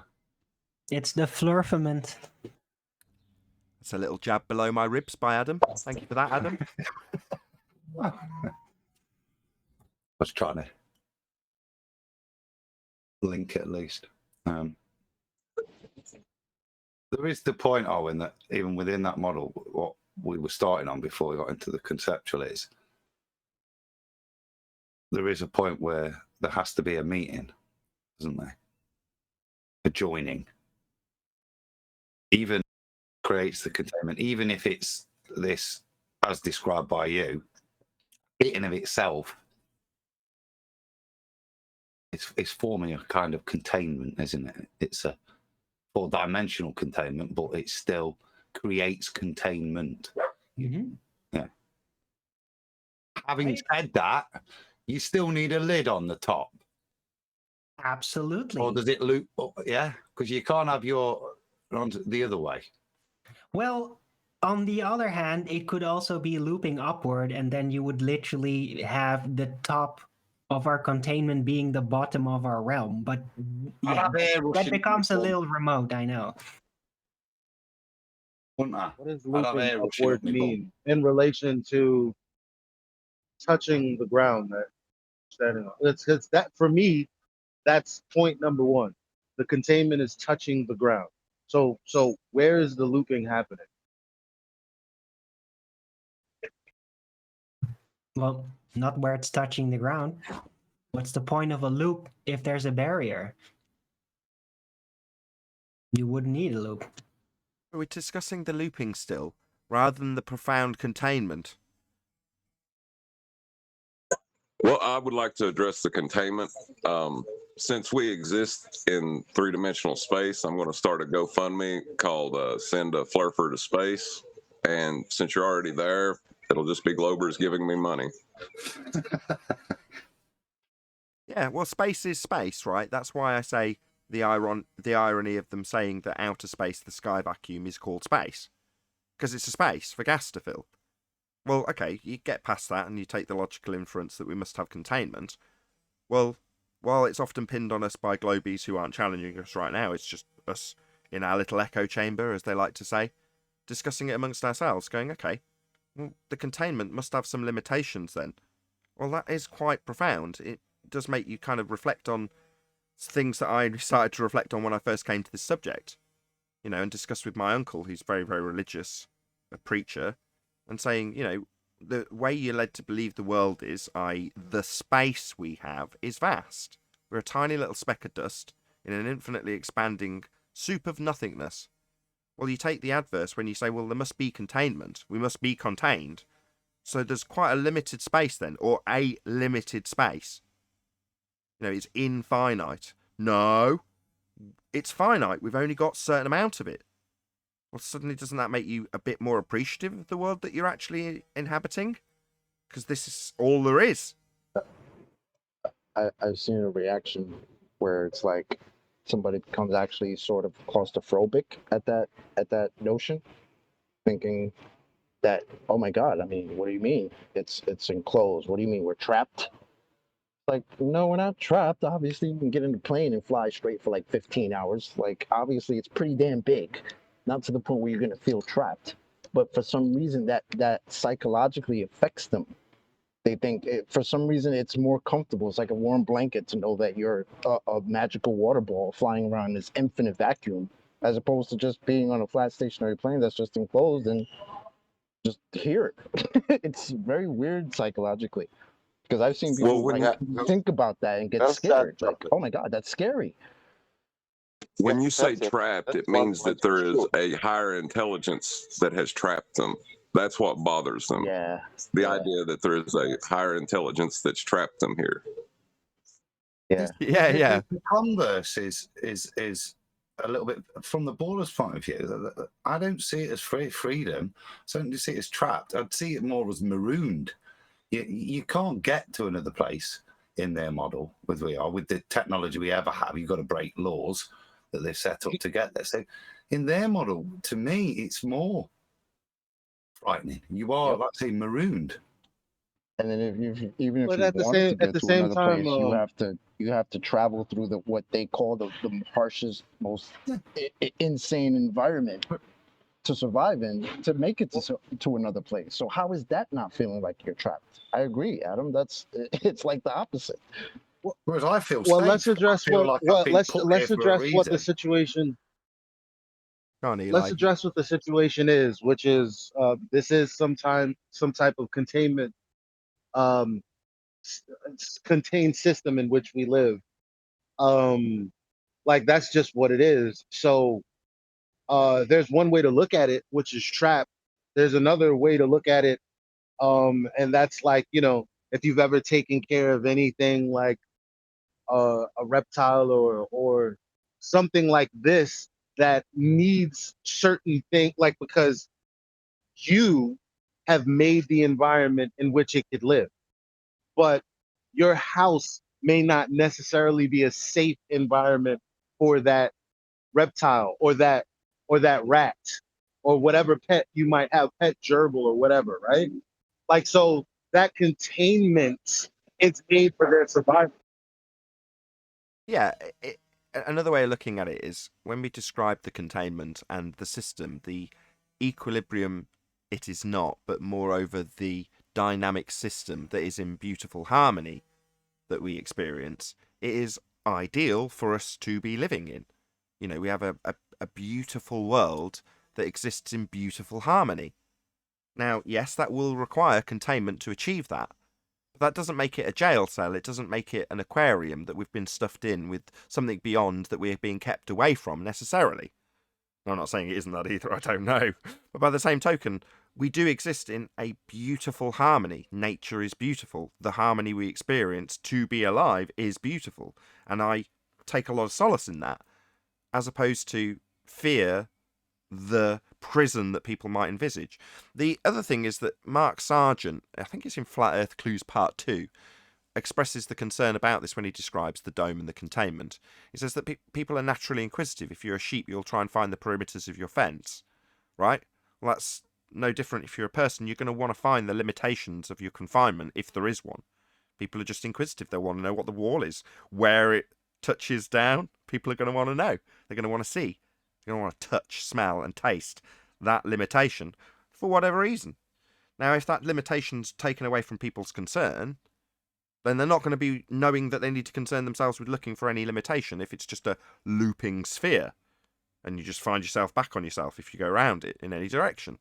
Well, that immediately eradicates any inquiry from anybody ever to look into what the constraints of our environment might be. What is our space? What's the space we inhabit? And we don't know. And space, as they've labelled it, they being the people who tell us that we've got a sky vacuum, is off limits to us. And the extremities, in terms of the flat Earth strawman we're led to believe by way of azimuthal equidistant projections, is apparently an ice wall that I certainly don't ascribe to. I have zero knowledge of what goes on beyond the limitations of what I already know. And what we're told on the maps. That's what we're given. That's all we've got. But it does still leave me in inspirational mode rather than despair when I think about the beautiful balance that we exist within. Anyway, I just want to mention Mark Sargent, actually, as I brought him up, because I was chatting to him about him losing his channel potentially. I don't know, haven't had an update on that. I don't know if it's actually been taken down. But he did have a few words in that regard, so I'm going to just pass those on now. He said, tell people to download whatever they want off his channel. So Mark Sargent's channel, if there's something you want to acquire from his channel, download it. You may not get the opportunity for much longer. Also, he wanted to tell people where they are, where he is, for if you want to find and keep up with Mark Sargent. So he's on BitChute. I don't know if it's Brighteon, and Rumble. So yeah, he's also said, I don't know if I should mention this, the ones that got him in trouble on YouTube are in a playlist called Rants and Articles, presumably on BitChute. So that was what Mark had to say about his current situation. So I just wanted to put out a shout, and I said, what can I do, if anything? And that was what he told me I could do. I point people in the direction of where they can find him in future, and say, if you do want any material off him, feel free to download it. So there you go, that's my little update on Mark Sargent.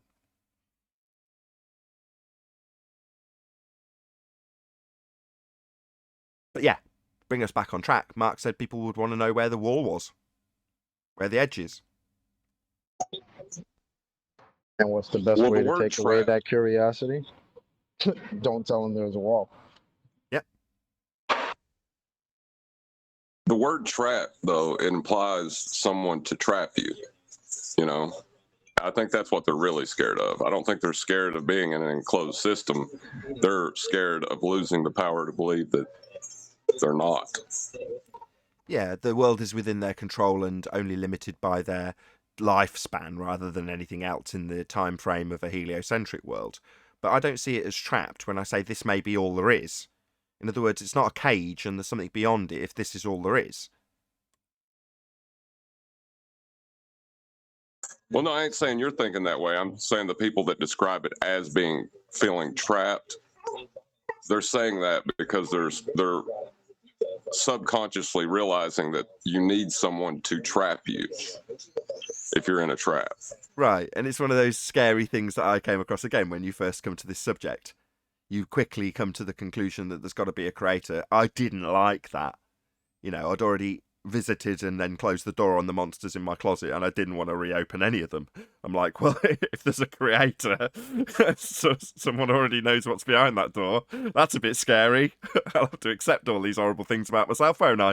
I have to deal with them. Now, a lot of people like to put those skeletons in their closet, close the door, and think nobody knows. And then you come to the realization that this might be all there is, and the negative connotations are trapped by an external force, is what you're saying. And therefore, that's terrifying. Yeah, I can totally relate. So if you take it a step further than that, and it's like, okay, so we're talking about the physically being put here, but at the same time, is life the way we experience it? Is that all there is? Because what if there's some portion of this experience that I do have to answer for when I'm lifeless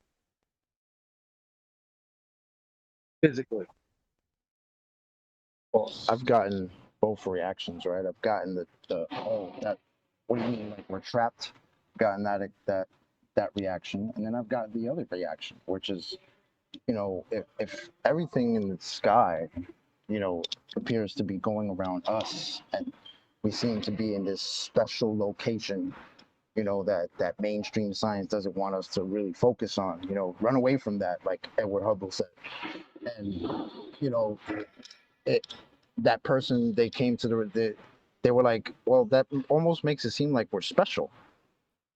And I didn't say anything. I just looked at them and they were like, okay, that's very interesting. Because they weren't going in that direction of God or anything like that, but they were like, well, if that's what's going on, that means it's purpose. It was put there with purpose. I said, yep. Yep, exactly.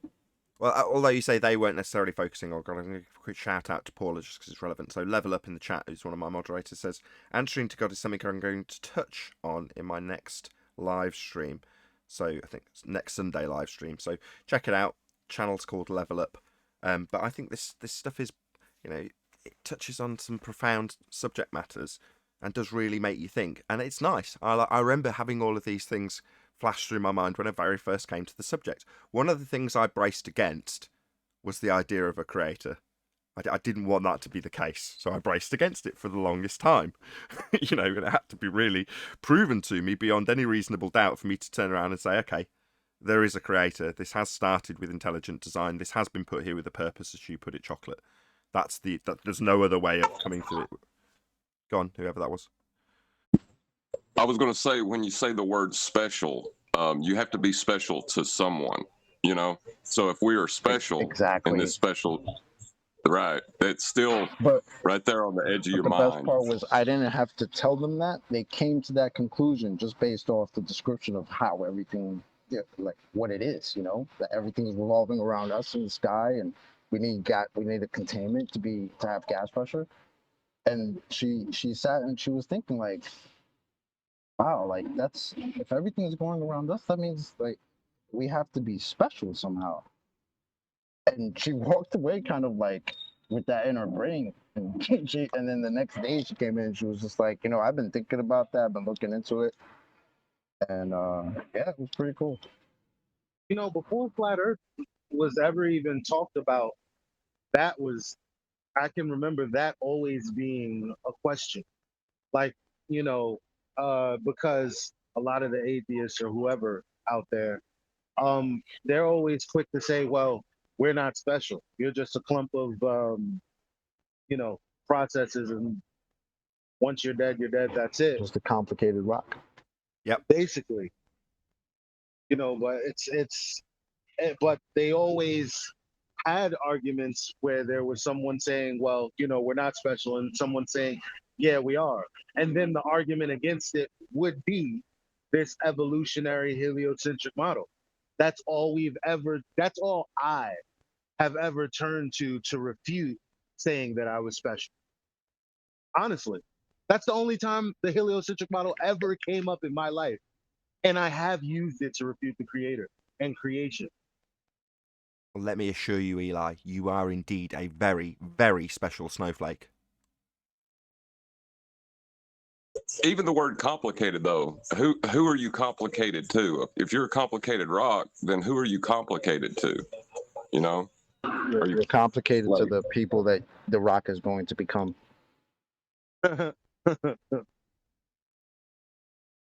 Yeah, that makes sense. You know, to say you're a complicated rock, well, you know, that doesn't make sense. Just in case people don't realise who you're referencing when you say complicated rock, can you just give a bit of context, Chocolate or Father of a Stolen Child? Yes, that would be NASA astrophysicist Dr. Michelle Thaler, who says that we are complicated rocks, that if you're on a mountainside and you see a rock, that's your cousin.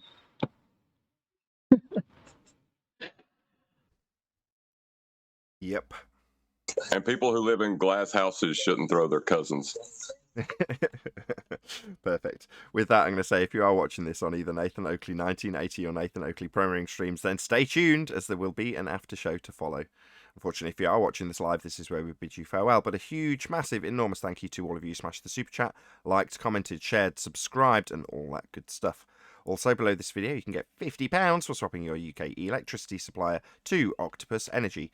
Once again, stay tuned if you're watching on either premiering stream. I've been Nathan Oakley, and I'll see you all in the next video.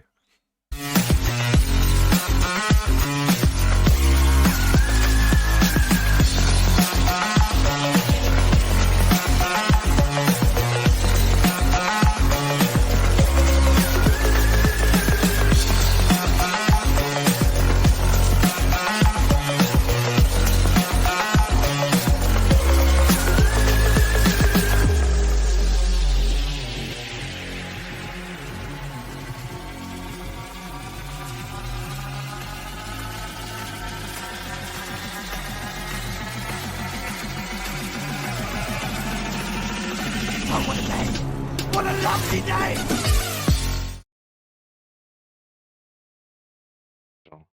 Well, I've had people also say that they feel just as special with the heliocentric model as well. So, Well, we I've thought also like heard we people think that saying is. it's kind Did of they just say arrogant like to think that you're special. is this Discord? They'd rather This not be. or we just Yeah, come that's into Discord. Oh, sorry. Well, they may Just not hear saying you, that, Elijah. yeah, I We was can just saying that with the whole complicated rock thing, the way we bring it up, it's like yeah, it's absurd, but what I want to do is connect to the people by having them understand and remember that what we're saying, even though we're saying it like it's absurd, but you think maybe there's some other way to think about it. Maybe we're taking it out of context, but no. Like I used to watch Vsauce, and Vsauce was breaking it down in a way that seemed smart. And based on evolution, he was giving a percentage of how related to a rock I might be, or how related to George Washington I might have been.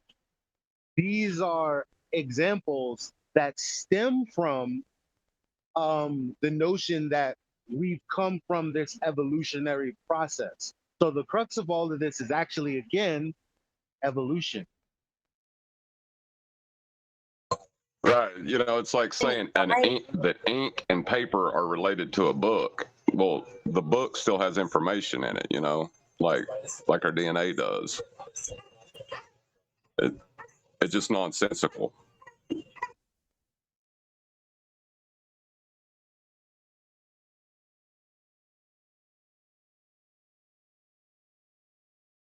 There's no such thing in my world as life, really. That we're very complicated rocks.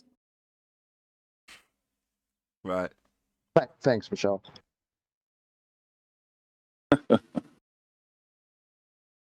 Yeah, all of the elements that exist here have all been born in the heart of dying stars and then blasted out into the known universe to then form by way of gravitational accretion into the land beneath our feet.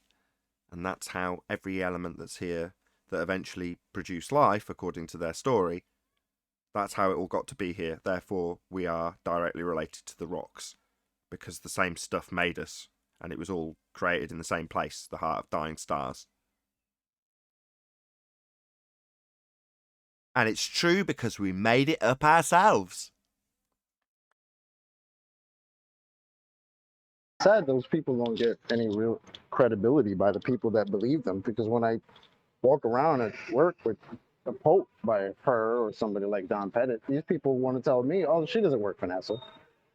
they're debunking me. And I'm like, yeah, these people work for NASA, guys. This is your story. This is what you're supposed to believe. The same story that you think I'm crazy for not believing, this is you guys. And now I show you this with her directly saying it, and you look at me like, nah, that's not real. I mean, okay, you can go ahead with that. Sounds familiar.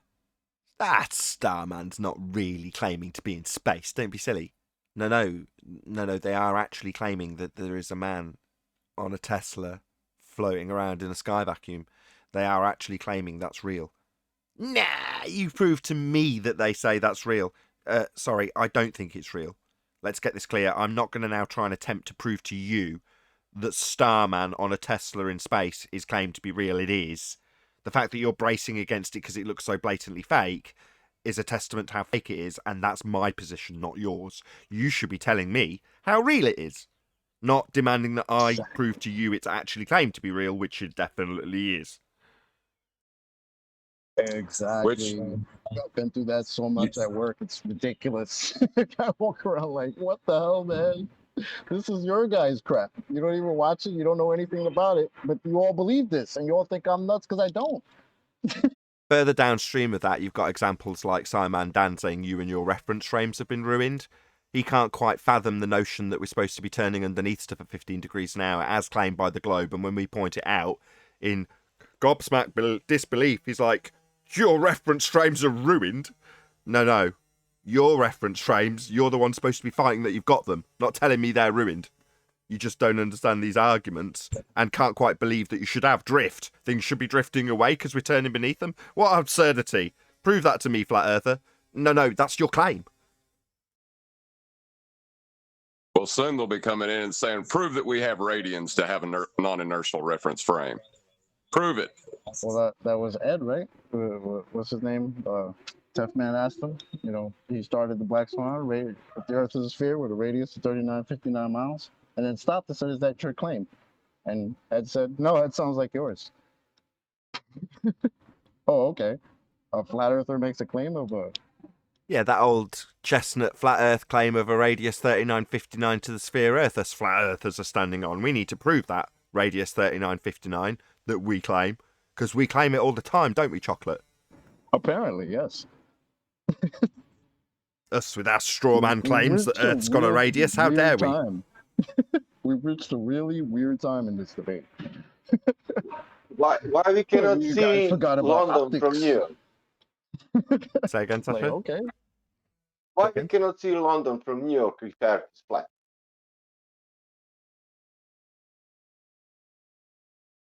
Well, you know it's a globe because we measure it flat. I know That's how you know I it's a know the globe. answer why I cannot see Leamington from Coventry, but that one London, New York, I don't know.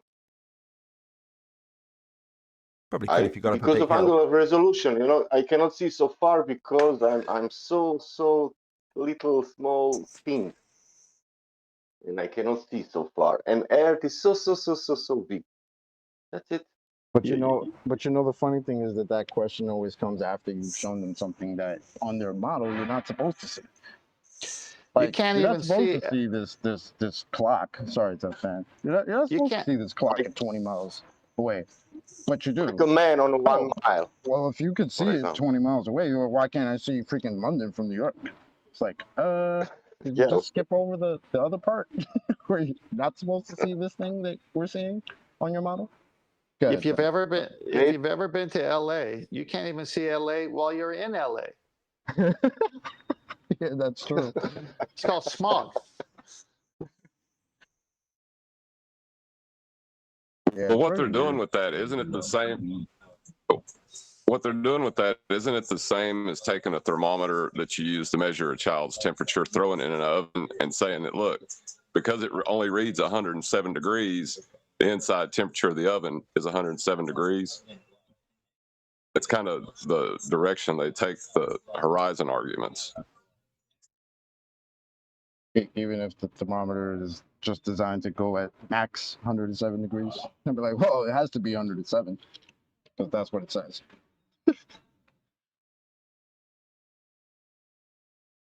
Right, because Nathan, you to said it. that viewing device, the horizon appears there. I'm sorry. Go on, Eric. Go ahead. You said a term before that I don't know what it means, and if you could tell me what that means. You said gravitational accretion. What is that? Bending of space-time. So is that where like they're saying that it got created by gravitational accretion, meaning it like got sucked sucked all together, like all the particles and stuff. Yeah. So how come the moon just like would stay where it's at and not suck to the Earth? Right, that was also formed through gravitational accretion. Do you want me to give you the full story of Thea? According to them. Like just a general Can I like do the idea theme what music they're. in the back? Can someone give me some harp music? A long time ago, in a galaxy not so far away, invented in the mind's eye of storytellers, there was a dwarf planet, and it was the fledgling Earth, smaller than it is now, with a nice toasty core that hadn't yet cooled down. Now, obviously, if that planet had continued to exist as it was, the core would have cooled down and we wouldn't be alive now. So obviously there's something going on that would have extended the lifespan of that core. Well, it just so happens that there was also formerly a planet that was on a collision course with the fledgling Earth, dun dun dun, called Thea. And Thea smashed into Earth at a glancing blow and deposited its molten iron core.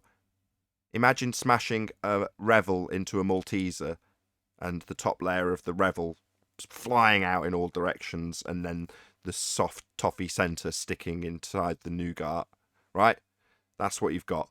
Well, all the debris flies off and then by way of gravitational accretion forms itself back into what we now know as the moon. And that's all true because I made it up myself. Not myself, but the storyteller I'm playing. Is that the anti-entropy story? It is a story of anti-entropy. That is correct. I like it. Let's sell this.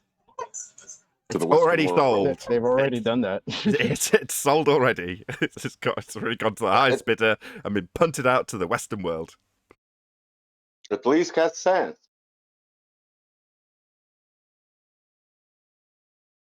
Funny when you think the moon over there with all that debris just coalescing over there, when you've got this giant mass over here, that's doing its thing, but the gravity decided to not coalesce it together. They're doing it separately.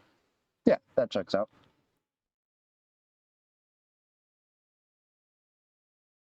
You can describe your anti-entropy any way you want to. Yay. Why is absence of matter full of matter? Because it's dark. No, really. Why is absent of matter called vacuum full of matter? Because it's not a vacuum. Y'all heard of dark lightning yet? You're talking about things like the pillars of creation, where they're claimed to be clouds in the vacuum, right? That are coalescing to eventually form other solar systems similar to our own. Is that what you're talking about? The gas clouds in the vacuum in the form of the pillars of creation? No, I'm saying about citation. What is vacuum? Well, it's a violation Absent? of but it's the state that nature wants to find itself in. Like absence of matter.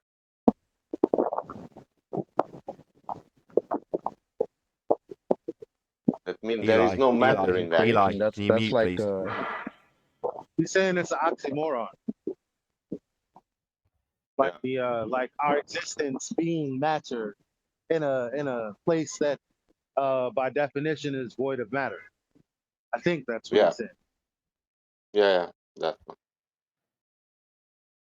It doesn't matter. Look, I think you're reading too much into this. It's only a model. Yeah, and the time that this model comes to an end. You know what's crazy? It's a very archaic model. At the very least, why don't clouds just like form into spheres and then rain? At least, like, give me something to believe in this bullshit. Something. Don't know if there's something wrong with your Well, mic if the connection. globe is Hold on a 2,000 second. years Hold on. Every time you talk, Eli, it's causing a lot of craziness. Then if you want to unplug your mic and plug it back in or something, but it's awful. Cloud Eli, curving. Eli, the best they've done is cats and dogs. Okie dokie. Did someone want to add something from Discord? Whoever that was, go ahead. Elijah, they will give you a drop of the raindrop, and they will say, "Look, this is a ball." Wow, terrific. That means Earth is sphere because the raindrop. But it's not a raindrops on a sphere though, like at all. In fact, if you look at any diagrams that they draw of what happens, the surface is flat in their illustrations because it's tension against the air that it's falling through. Is this where we're at now? Raindrops. I'm just saying, they're not spheres, not even in their conception. Well, if the sphere is 2,000 years old, it's an archaic model anyway. You know. Nice one. Really archaic. I don't think it is 2,000 years old. I don't think it is either. I'm making fun of the wiki below this. I'm making fun of the wiki below your YouTube page. Sure, yeah, you're taking the mick out of the tramp stamp below the flat Earth videos that come out mandated by American law or whatever, the Senate or whoever it was that sat around saying you need to tell people Earth isn't flat underneath flat Earth videos. But if you're going to censor something, you might as well make it really, really overt, right? Yeah, you know, I got those bars on my music, on my couple of music videos. They hit me with that too. The little flat Earth, this archaic model crap. It's like, really? My What is the World video, Chocolate. Instantly got a tramp stamp. Which I thought, yeah, man. Like, okay. I was explaining it to my wife because I'll tell you, she found that very odd that YouTube feel the need to label certain topics, especially that one. She said that just draws attention to the layman in her mind. So they're the Ministry of Truth Should I look now at this? as Why well. why are they deriding this? Why are they doing that? So actually, I'll have a look. But they're not stupid, right, Adam? Because they know that that's how the mind works, right? And so while they said, hey, don't look at this, they filled all the avenues with things to look at when you look for it. Yeah, we actually discussed this on the pre-show. So the new hotness is anti-flat Earth. If you're anti-flat Earth, you're hot at the moment, in the same way flat Earth was hot, and then it got dropped, censored, and tramp stamps introduced.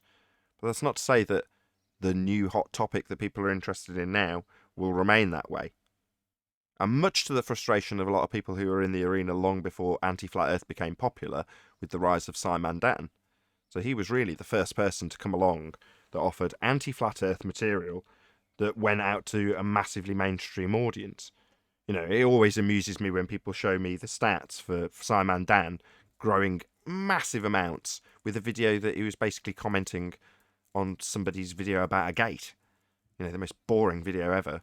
But it rocketed him to sensational levels in terms of his subscriber count and view count on that crap video. Well, okay, that was just the first person that suddenly comes in, and then there's a few others that have followed. But the people who are already in the arena didn't see that massive growth. That's something I noticed. I mean, they saw a little bit more, but they didn't suddenly massively grow to the same rate as other people who just came in out of nowhere did. Much, like I say, must have been very frustrating for those in the anti-flat Earth arena as far as YouTube's concerned, which is a level I can relate to them on. You know, yeah, we might not have the same views on the shape of the Earth, but that doesn't matter when it comes to you as a YouTuber. We're just the same in that regard.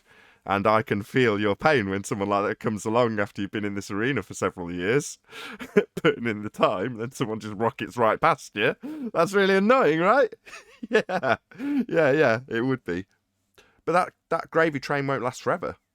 Anti-flat Earth used to be a tiny little niche. It's been promoted into as much as it can be now, well, as far as I'm concerned, that's got to reach a peak also, like any other subject. Can't go forever. Same was true with Flat Earth. Same was true with anything else that's been put on as a new hot topic on YouTube.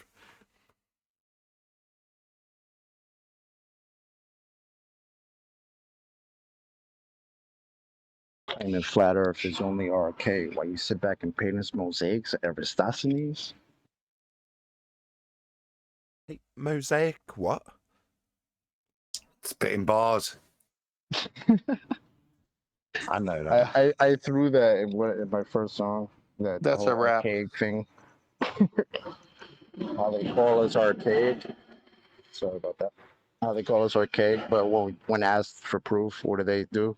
Oh, here's Aristophanes. Here's some sticks in the ground. That was the bar. That's why they're twiggered.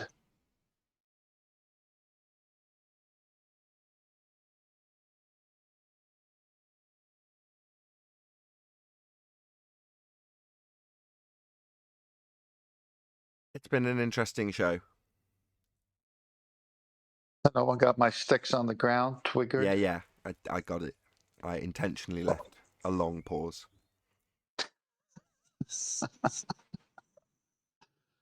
Oh, well, we do branch out into other topics.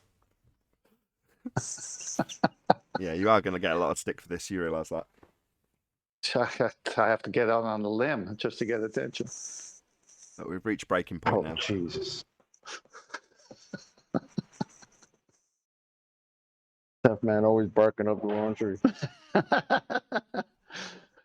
I left my book in my trunk. Let me go get it. I take more notes. Don't be such a sap. I love it. You're running rings around me, Chocolate. Oh, I'm gonna make like a tree and leave. If I could just branch off for a second, I'll put that tune in Master B for you, Chocolate. And I'll stick it in. Oh, to get back to your roots.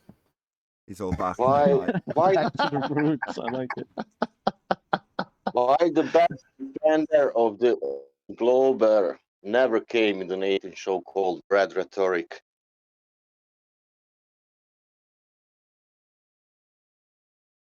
Hey, Red Rhetoric never came here? Yeah. In a time. Swearing and saying bullshit and nothing and never coming here. Is he somewhere still yelling math is reality? I don't know. I don't watch it anymore. Chocolate. I don't even know if he's alive. I think he owes a few people some apples. Yeah, I need 5 back.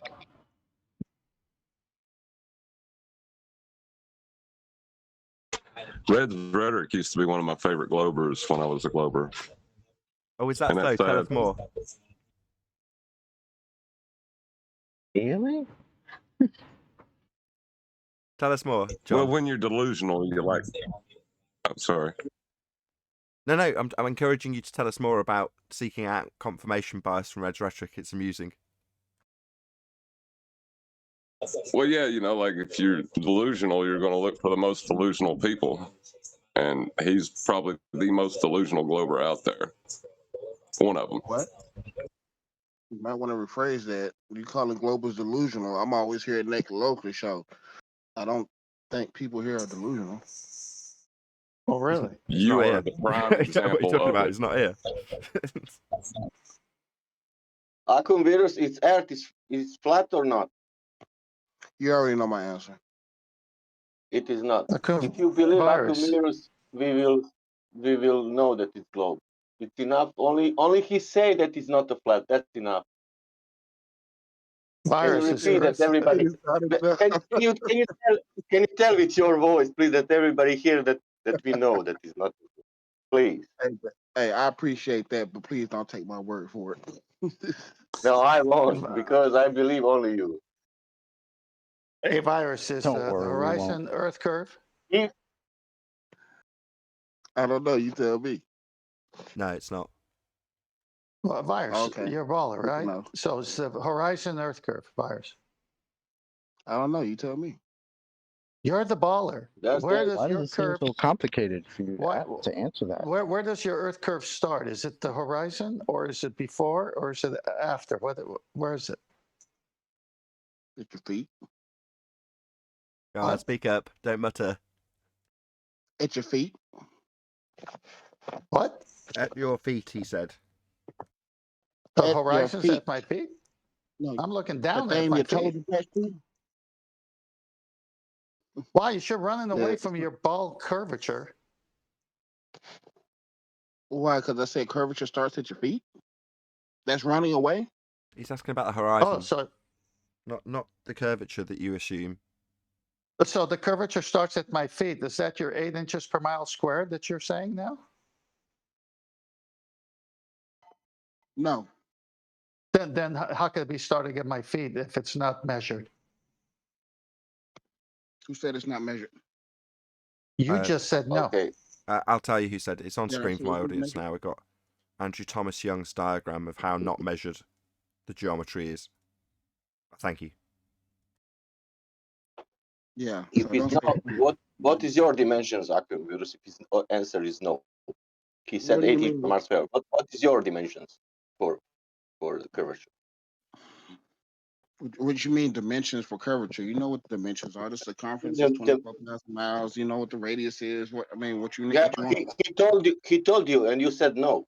That means it is not what it is. He Yeah, didn't. so- He didn't say nothing. He said it ain't inches per mile. I said no. Okay, I'll just repeat what I said to Okay, Virus. how Hold much on, it is? Tasha. How much Virus, it is if it's not 8-ish? bear with me. So, in order to get any of these measurements that you just described, so that would be radius or 8 inches per mile squared, or the assumption of Earth curving away from your feet, you'd need to derive or measure the R value. And on screen for my audience is Andrew Thomas Young's diagram with a dotted line to a point mark G, which is where they get the R from, but it's a dotted line. It's something he's not seeing. Yeah? So he can't measure it. It's not capable of being measured. It can't be seen. We haven't got an R So it value can't for be any of seen. those things you suggested only moments earlier. None of them can be used or employed. You can't measure it anymore. We've debunked that with the Black Swan. Black Swan doesn't debunk R. That Thomas Young, he's YouTuber. You Measure know? flat. I know. I have no idea who Thomas Young is whatsoever. Come, you ask who's Thomas Young. He's YouTuber. He's making good videos on. But let me just He's tell him. global. No, You said, who I'll said we check him can't out. measure it? That's what you asked. And I answered, it's on screen for my audience. The What? justification for the Black Swan is Andrew Thomas Young and the claim that it's refracted, meaning that you can't acquire a tangent because you haven't got a straight line, and that straight line is on this diagram as a dotted line. Not what you see, the straight line to H I can't. from O I is can't what he's see it. claiming you see. So you can't see, I according can't to see it. Andrew Thomas Young's diagram, the geometric horizon. It's also got a second dotted line to the R value. So you've got a dotted line you can't see to a horizon you can't see, and then a dotted line to an R value you can't measure anymore, as per this diagram. There you go. You asked, who says we can't measure R? It's on this diagram. Dotted line, you can't measure it. So basically, you guys say that. Okay, so you say we can't Funny. measure R? Can you name all No. of the ways I'll try a that you third can time. measure R? No. I'll try a third time. On screen for my You're gonna mess it up. audience, I'm not saying You're it. gonna mess it up. You're gonna mess it up. You're not gonna say it right. No, it's didn't you even that's hear my it's question. you saying it wrong. You're saying, are you saying that we can't measure? No. It's on the No, diagram that's not from what Andrew Thomas. Why are you not what interrupting that's me? not what I asked. Yeah, you've misrepresented me 3 fucking times, and now you're going to talk through me correcting you. Yeah, because you're misrepresenting me. I'm the one saying it. It's on screen for my audience, my diagram acquired from Andrew Thomas Young, meaning I'm not saying it. It's a diagram by Andrew Thomas Young. Now, you've obfuscated and talked through that 4 times. You're scared of Andrew Thomas Young pointing out that you've got a dotted line to the geometric horizon that used to be used to measure R? Because that's Andrew Thomas Young pointing that out, not me. That's what I'm saying. You didn't hear my question, and I'm apologizing because you're not going for my question. I thought you was. So my bad. So you asked, who says no measurement? It's on screen from That's Andrew not what I Thomas asked. Young. For 5th time That's he's not what I interrupted the asked. conclusion of that statement. You scared of this? 5th time you've interrupted it. That's not what I. That's not what I asked. You're muttering through me, a virus. I'll try it for a 6th time. How terrifying. is it that you don't have a geometric horizon to measure? And when depicted in Andrew Thomas Young's diagram, it's got a dotted line also connected to the R value you can't get as a consequence of this. You asked why you haven't got it. It's on screen. It's Andrew Thomas Young's diagram of how you don't see a geometric horizon. There you go. You asked, I answered. Finally got it out. Okay, so I'm about to ask. So I'm about to ask the question that I actually asked, which is, do you know all the ways to get R? Say again? Do you know all of the ways that we get radius? Since you said it's debunked. You don't. Maybe you could enlighten us with one way that you do. So you don't know all of the ways to get R value, but So you said it's debunked. you So how could do you know? enlighten us. How do you get R then? This isn't obviously it. Measuring tangent points to physical horizons. You haven't got a physical horizon. That's not a way. Yeah, I don't need a How do we? You tell us. How do we measure R then, Virus? Fill us in. Polaris. Polaris. You know, a couple of Yeah, ways. I'm gonna I take told you notes. a couple of ways. Tell us, Virus. Polaris. I just hear high-pitched mumbles. Polaris. That's what I hear. Dip angle to Polaris. Dip angle to Polaris. There you go. We're back to 90 minus 15 again. Sorry, get an angle to Polaris. Not really, because you Sorry. actually took that angle the wrong way. That's not the way the angle. So that's not the way the angle goes whatsoever. Reference to what? So we discussed this yesterday, Virus, right? When you're To getting this position in angle, the sky. the line. To its position to the sky. Hello? When you're getting this angle, yeah, to measure its position, you're going to have a straight line along the bottom, and the angle is going to be to the position of Polaris, right? No. That's how you get an angle. I mean, no. There's no straight line on the ground. What are you talking about? How the hell do you have an angle then? Why would man? I put a straight How'd you line get an on the angle ground? then? How'd you get an angle? Easy. There's a point straight above me and a point to the star. A Then point you to the have what? me, A point angle. straight above you? Point, then me. There's this point right above me, comes down to me, then goes to Polaris. Okay. There's your angle. There's your angle. And what's that giving you? What's that achieving? For every degree it drops, I count how many miles I move. How come? Don't you need straight lines to form a angle? Sorry, I for just every gave you line two of... straight lines. guys, hello? Sorry. For every line of drop, so what? For every drop of the light in the sky? Okay, so the light... So you're moving away from it and it's dropping. Okay? What's that prove? Okay. Okay. What? Are you slow? You're supposed to be telling me how you get R. Don't interrupt me. I just told you. Shut up! I just told you. Shut up! You're supposed to be telling me how you get R. So far, you've said, I draw a zenith and then get an angle to Polaris. Okay, that's where we're at. For every angle, for every degree it drops, every mile, count how many miles I go back. And once it reach, you know what I'm saying? Once it reach the horizon, once it reach the horizon, that automatically you know it's not flat.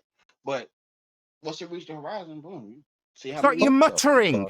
Don't You mutter. check the circumference you have by how much you go back, and with that circumference, you can get the radius. Yeah, I heard that the first time. So you're going back, and then you're going to measure the circumference and get the radius. So when you're moving back and watching a light drop, you're assuming that you're moving backwards on a sphere. No, That's what you just said. that's not what I just said. I didn't even mention sphere. You said you know it's not flat No, when you that's get not what I said. a line to the horizon. That's what you said. I'm not saying nothing about no horizon. Okay, talk us through it again. Be very clear and concise and detail how you acquire R from this. I just told you. So it won't be a trouble to summarize it then. Okay, all right. Look at the angle, every single degree that Polaris drops in the sky. Count how many miles you go back to make that happen. That gives you a circumference, and with that circumference, you can get the why? radius. Why? Why does moving backwards and watching a light drop in the sky give me a circumference? Because it's geometry. Sorry, That's why just the does it way give me a geometry works. Why does circumference? geometry work the way it Sorry, does? I don't it's know. just sorry. You seem to be assuming a circumference as a result of you moving with relation to this light dropping. So the light drops, and you assume that's because of a circumference you're moving over. That's what you've just assumed.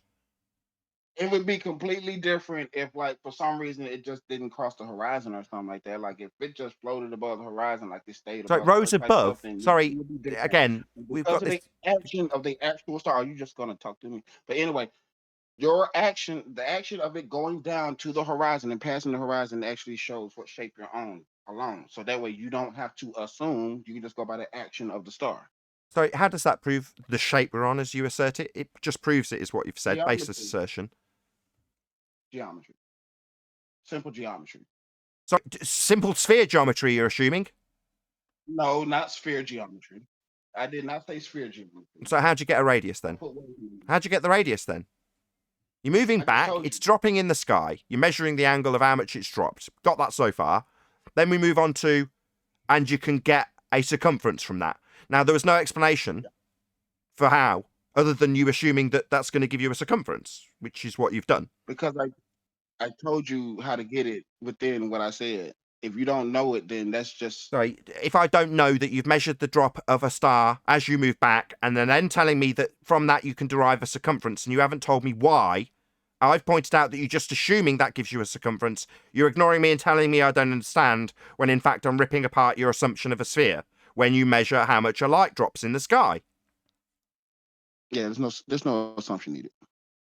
So how do you go from light dropping in sky to getting a circumference? How do you get from one to the next? Geometry. Sorry, sphere geometry? No, geometry. What geometry then? Yes, there's no such thing as sphere geometry. So what It's just geometry? If you're just saying, I get a circumference because I've watched a light drop in the sky, well, how does that give you a circumference? And you say it's just geometry. And I say, well, what's sphere geometry? No, there's no such thing as sphere geometry. Well, I'm trying to point out that you're assuming a sphere when you say you can get a circumference from this. I'm not. So how do you derive that watching a light drop gives you a circumference to measure? I just told you in the explanation. Are you not listening to me? So it's back to I wasn't listening, even though I've parroted back what you've said, and there's a non sequitur in there. A non sequitur between you moving back, watching a light drop, and saying that that gives you circumference. That's a non sequitur. I've pointed it out 5 times. Are you just going to talk through me and tell me you don't understand again? If so, shut up. No, I'm not. No, I'm not. Not saying that. That's not what I'm saying. What I'm saying is repeat what I said, and it will tell you how I got the circumference. Well, why don't you just tell me? Because you haven't. You've told me that moving backwards and then you get a circumference. That's what you told me. That's what you've said. I'm repeating back what you said. Move back, measure angle, watch light drop, then you get a circumference. That's what you said. No, you don't. That's a non sequitur. I said count every degree it drops as you're moving back and count the miles for every degree it drops. That's literally what I told you. Yeah, so you're counting how many degrees a light in the sky drops. That doesn't in any way infer that you're on a sphere. That's what you think. Sorry, that somehow does infer we're on a sphere. How does that infer we're on a sphere? You gotta use geometry, bro. Do you know geometry? What geometry would I do? Do you know geometry? What you tell me what geometry I'm going to be doing, as it's your example that I'm now going to be doing geometry for. Don't you know the geometry for your example? What geometry are we doing? Yeah, it's basically the difference between a sphere and a plane. So yes, Sorry, so we're comparing it to a sphere, you're assuming, and then having a false dichotomy against a plane. So in your example with a false dichotomy, you're assuming a sphere then, exactly as I've said 7 times. No, not really. Not really, other than that's what you've just said you're doing. There's no need to assume a sphere. Other than that's what you've just said you're doing when you make a comparison between flat plane and sphere. That's what you've just said you are doing. I've pointed it out 8 times, and now you're telling me it's not necessary to assume a sphere, even though that's what you've just told me you're doing, in affirmation of me pointing it out 9 times. Because I just said you don't need to assume any shape whatsoever. All right, so we So we don't assume any shape whatsoever. So no circles. No. Hello. So I'm going to follow your example. Hopefully you won't mutter through me. Yeah, he's going to mutter through me. Scummy fundy. Shut up. Do you mind? So we're going to move back and watch how much this light drops in the sky as we move back. We're not going to assume any circle. We're not going to assume we're going to be getting any circumference because we're not going to assume any shape. Okay, so without any assumption of shape, how does this give us anything? Especially radius, that's what you originally asked for. Yeah, you got to get the circumference first, but you got to watch the bubble. Sorry, circumference would be assuming a sphere or circle now, wouldn't it? Always talking. Sorry, you are assuming a sphere or circle then. If you've got to get a circumference, we're going to be assuming a sphere or circle then. So you are definitely immediately assuming what you have been told 10 times that you are assuming and said you don't need to assume it. But apparently we've got to get a circumference of a sphere or circle now. We've got to get one. We've got to assume it, right? Tell me we don't need to assume it again after telling me we've got to get a circumference, which would be to assume a sphere or circle. Well, if you would have heard, instead of talking through me, you would have heard. Right, so you're going to be assuming that you're going to be getting a sphere or circle measurement. That's what you've done. That's 11 times. You total coward. You assume what I'm talking about because you're not letting me finish. No, I asked you and you told me that you were going to make a comparison between sphere and flat. Well, the assumption that you're making on your side, regardless of your false dichotomy you'll present, is sphere. It's an assumption. Then you've told me that you've got to assume how you're going to get a circumference. That is also assuming sphere or circle. I didn't say that either. Sorry, you're going to mutter through me? Maybe tell me I don't understand, coward. Maybe tell me for a 12th time that when you say sphere and you're going to be getting a circumference, that you don't need to assume a sphere, you total idiot. I'm not saying you don't understand. I'm saying you're not. Yeah, you are. You're telling me repeatedly that I don't understand when you tell me about a sphere you're going to assume and how you must get a circumference for this sphere you're going to assume. You then tell me that you don't need to assume it. I just literally told you that. And then it says geometry, and then it says there's no such thing as spherical geometry, but that the geometry proves the sphere. Yeah, it's also going to be getting circumference, very specifically the geometry of a sphere or circle. He's got to get that. But he doesn't need to assume a sphere, but he's got to get a circumference. He's got to assume a sphere, but he doesn't need to assume a sphere. That's what he's telling us. Total idiot. No, I didn't. Yeah, you did. Yeah, don't mutter no through me, you total idiot. That's what you've done. I didn't even mutter no. I waited for you to finish, and then I said, no, I don't need to. Yeah, you do need to. That's what you've done. You've told us, I'm going to make a false dichotomy with sphere or flat. Yeah? So one of those assumptions is sphere, ignoring what you're going to hold up in false dichotomy. So that is your sphere assumption as declared by you. You've also said, I've got to get a circumference. So you've got to assume a sphere or circle in this example. That's 13 times, Virus. You didn't let me finish. It's not my fault. Oh, it's my bad. It's you not getting a chance to finish. While you tell us that you've got to get a circumference, you're holding up a false dichotomy and ignoring 14 renditions of me pointing out that you're begging the question. Yeah, it's really you not getting a chance to speak, isn't it, you coward? Yeah, you would have heard different if you let me finish. When you say things like that, oh, you didn't let me finish. We all heard you finish numerous times.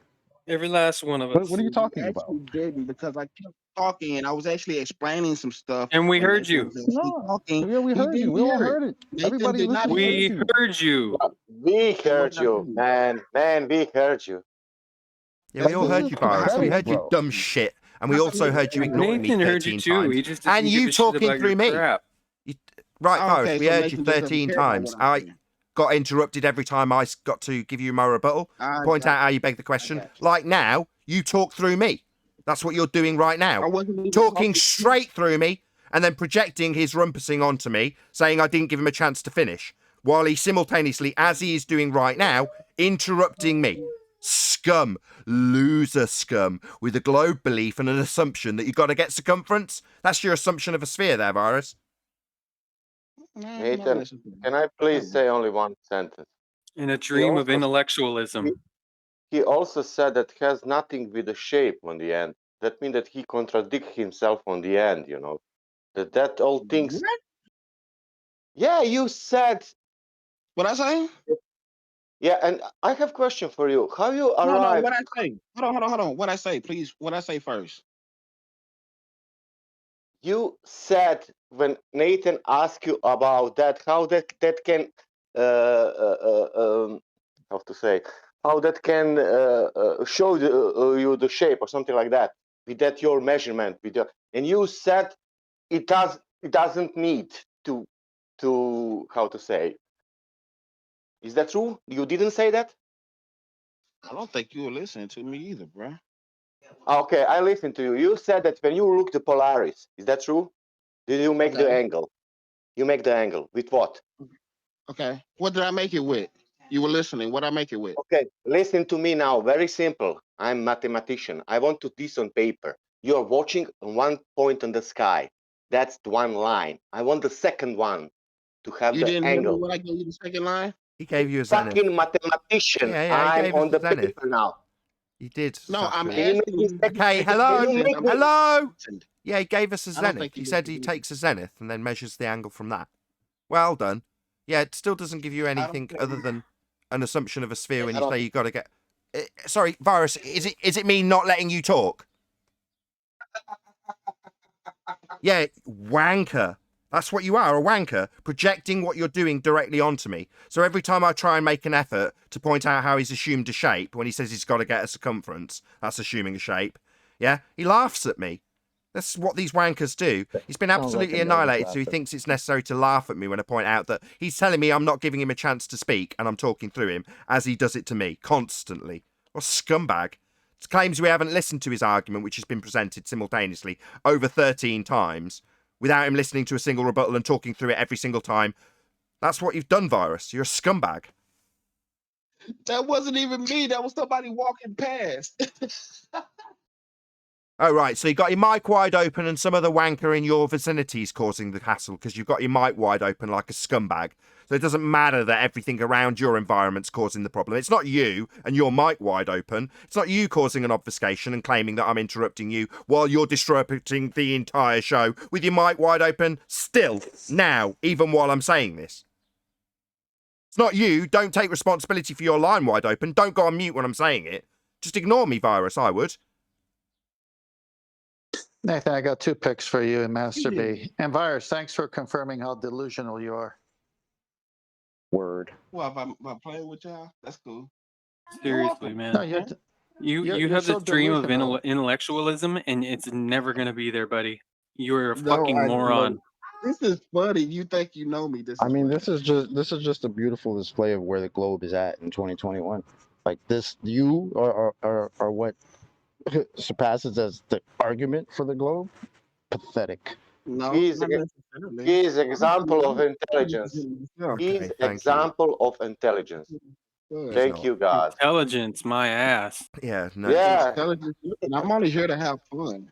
Okay, well, sod off. We're here to discuss the nature of reality. I've got your first slide up. Yeah, all right. That was You interesting. can tell I haven't even All right. putting up a Hey, fight. Virus, need my you to turn. shut up, My turn Virus. now. So Okay. the first slide showing the ship and showing the North Star Polaris at an angle to the horizon. Now, obviously, if you look at the mast of the ship, that would be your vertical, meaning your zenith. If you go to the second slide, the zenith, all it is a vertical. You're right under something. Okay, that's what makes the perpendicular 2 straight lines. That's the vertical meeting the horizontal. So the horizontal here, just like the one before on the ocean, is the 0 baseline. Between 0 and 90 is where you find your angle. So he's saying he's standing beneath the zenith and he's shooting, say, the 70 in the second picture, for example, is where Polaris is. Well, the only way he can get that is to still do it the way it depicts here. You got to have 0 to 90 to know where 70 is. So you're still going to need the baseline, the flat plane, or you can't get it. Can't get it off a curved surface, Virus. That's geometry. No, that's not.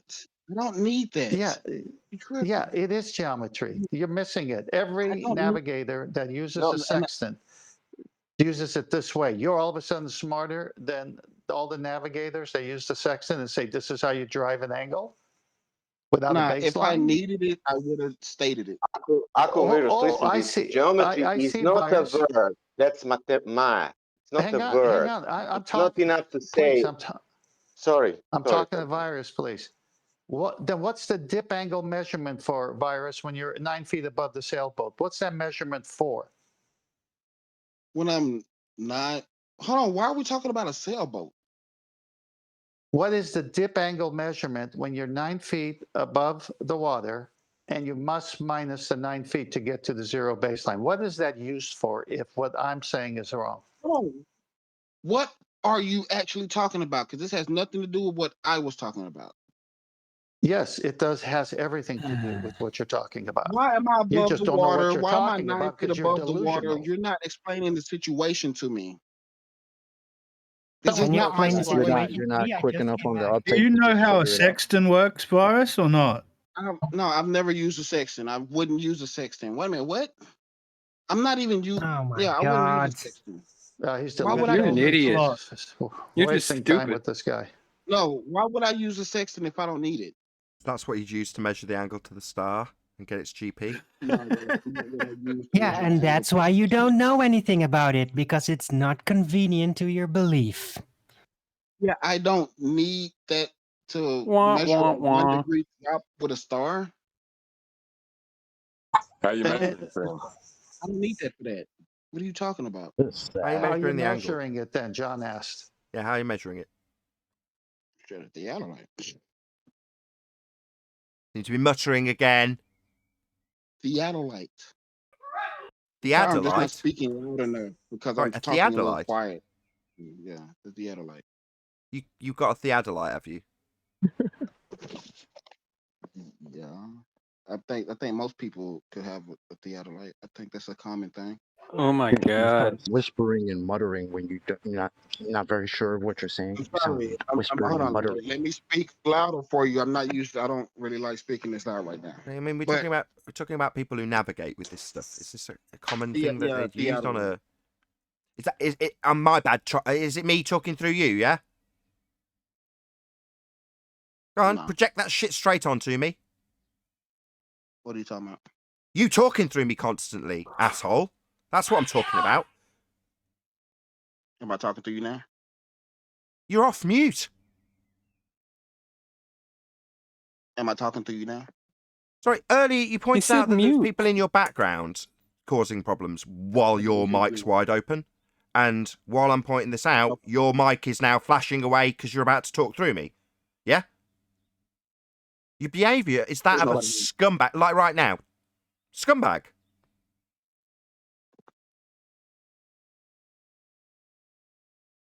That praise coming.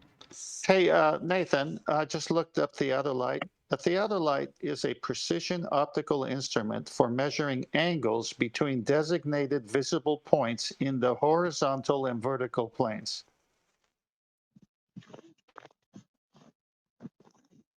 Just like a sextant. Didn't he say he doesn't even need straight is. lines? Yeah, it's something you can get for your phone. Hey, Virus, did you hear what I just said? Yeah, that's what I'm saying. It's something you can actually just get for your phone. That's why I say I thought everybody had a He theodolite. didn't hear Dick. I heard what Hey, you Virus. just said. It was a measurement for Virus. measuring angles from the horizontal and vertical plane. It's something almost like a Thank sextant. I you heard what very you said. much. Plain. Sorry, Two so the straight horizontal bit, if the ground's falling away from you, how'd you get that? What? Ouch. Repeat it. Repeat the question, please. He's pointed out and you've affirmed that you understand that it's measuring on a vertical and horizontal plane. You've affirmed. You've said, yeah, that's what I was saying. So you've confirmed that.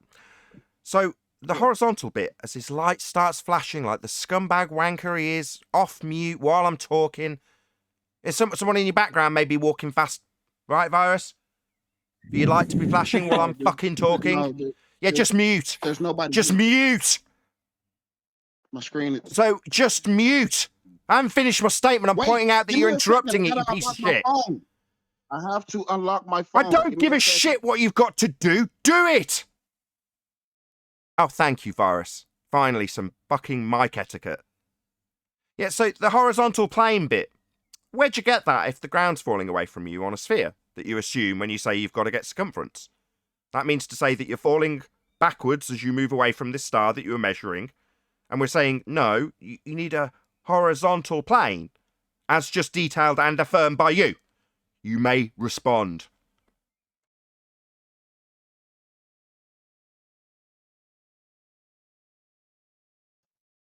Sorry, I had to unlock my phone. But anyway, what is this horizontal bit you're talking about? You kidding? No, I mean he won't let me ask the question when he says it, so I got to deal with the question now. Oh, right. You What is this affirmed, horizontal you plate y'all talking understood that when using a theodolite, it's going to be measuring vertical and horizontal planes.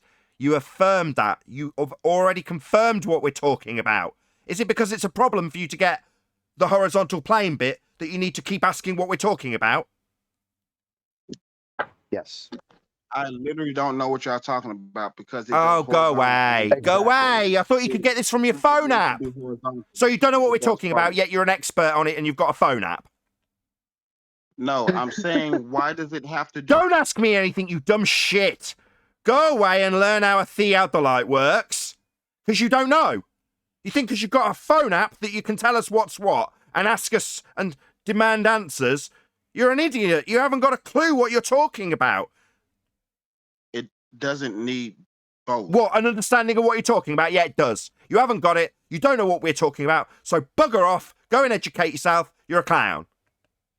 It's one or the other. It doesn't have to be both. Wow. It's that simple. That's not what the definition said. Sorry.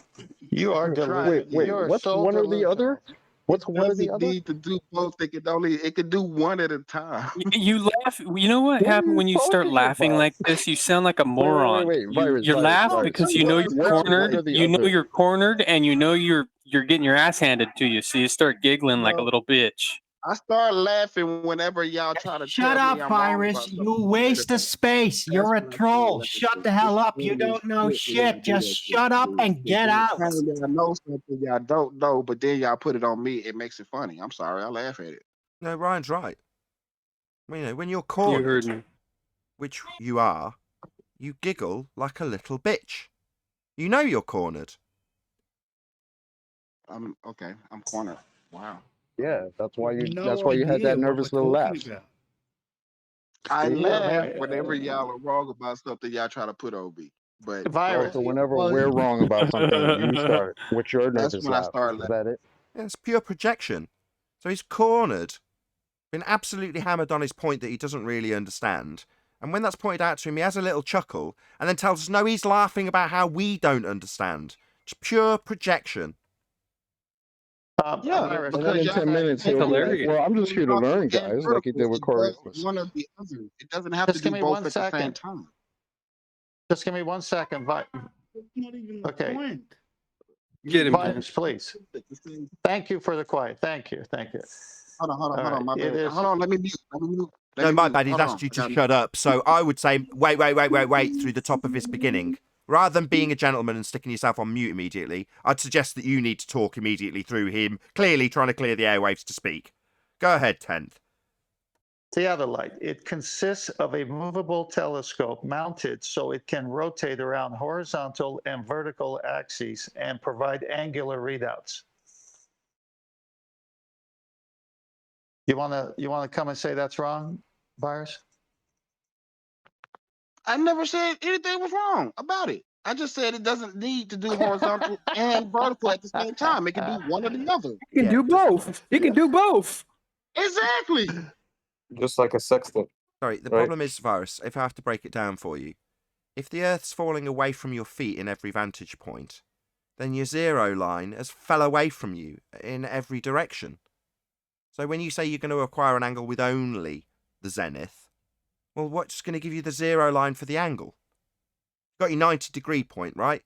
But then where's zero? Oh, it goes into the minuses, does it? Because Earth's falling away from you? It's farcical. You need both. You need a 90-degree point to get the angle. Now that would mean that the bottom line is flat. Straight. For this to work. And you keep saying, no, I only need, what, a zenith? To then move on to tell us how you're going to be getting a circumference. So you're saying, well, okay, the ground beneath your feet then is assumed to be falling away from you. How'd you get the horizontal line? Well, you can't even, Nathan, you can't even get a 90-degree angle with one line. You just got a vertical line. You need the 90 is perpendicular. I mean, that's how you get it. Right. How could you even say 90 degrees? That's correct. But unfortunately, 10th, on a sphere, they don't have that. They don't have it. This doesn't work. Measuring these angles to stars, to triangulate, to navigate, that doesn't work on a globe. because they don't have a horizontal line. Everything's falling away from you curved. So this simply doesn't work on a sphere.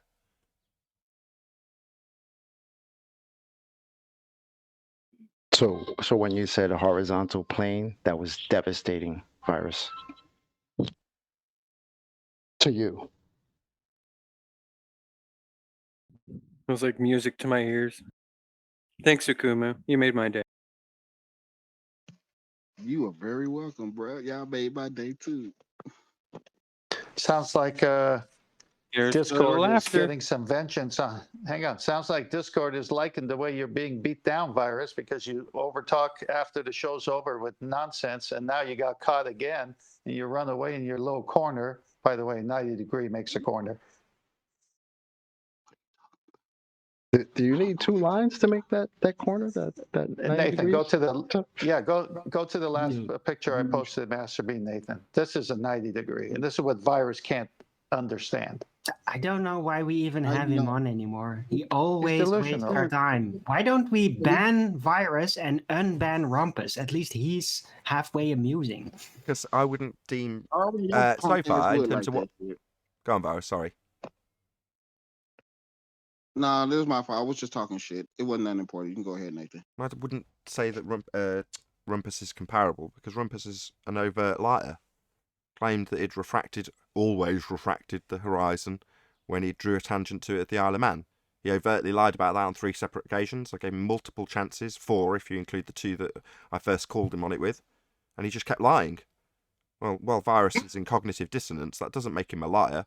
He's projecting his being in a corner, trapped, not being able to acquire a horizontal plane for his theodolite, and claiming that his chuckles are because we don't understand. It's pathetic.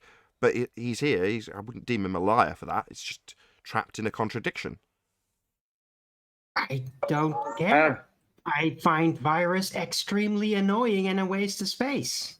Rumpus, however, is interesting because of how he tactically lies. He's an example for what is the pinnacle of ball religion. I find him much more entertaining like that. Well, you didn't ask Nathan if he cared about what you cared about. You said, why not Ben? And that was Nathan's answer. Okay, fine. He's crossing that racket. Does the horizontal plane have to have a minimum distance? Well, no. I mean, in terms of how far you can map out in terms of the stars, you can have thousands of miles being worked out in terms of the geographical position of the star, where it's supposed to be above the ground, that you're going to work out your position with 3 circles of equal altitude. Well, literally, those stars could be representing something thousands of miles away in terms of where you're lining it up with the ground below it. So you have to use that circle of equal altitude to do the whatever that device is called? Yeah, you can't do it unless you have a circle of equal altitude. In other words, this proves it's flat. So you do the triangulation, but you also have to include the circle. Yeah, each circle, you're drawing out a straight line to get you 90-degree angle, but each angle is going to be from the GP of the star to you, and then you're going to work up with your theodolite what angle that star is in the sky to work out where it sits above the ground. Then you've got a circle all the way around it, and once you've done that 3 times, where they all cross is where you are. I think 10th man called that a fix. Is that correct? Yeah, that's what the sextant for a fix while you're navigating. But it's the same aspect works with the theodolite, obviously, because you have to establish the 90 degree to find out in between 0 to 90 where that star is to where you're at. So if you're on the circle, that 90 degree is from the GP. So the baseline's coming to you and meeting at the zenith position of that star. Now that could be 3,000 miles away, 5,000 miles away. And so that's the center, the radius of that circle of equal altitude. So that means anywhere on that circle, whoever's taking the same measurement on that circle is the same degrees and distance away from the geographical position, the zenith position of that star. So it's impossible for it to be curving. Perfect. With that, I'm going to say a huge, massive, enormous thank you to all of you tuned in on either Nathan Oakley 1980 or Nathan Oakley Programming streams for hopefully smashing the super chat, liking, commenting, sharing, subscribing, and joining as a Nathan Oakley 1980 channel member. Also, below this video, you can get £50 for swapping your UK electricity supplier to Octopus Energy. Massive thank you to both Discord and G Plus panels making today's after show possible. I've been Nathan Oakley, and I will see you all in the next video.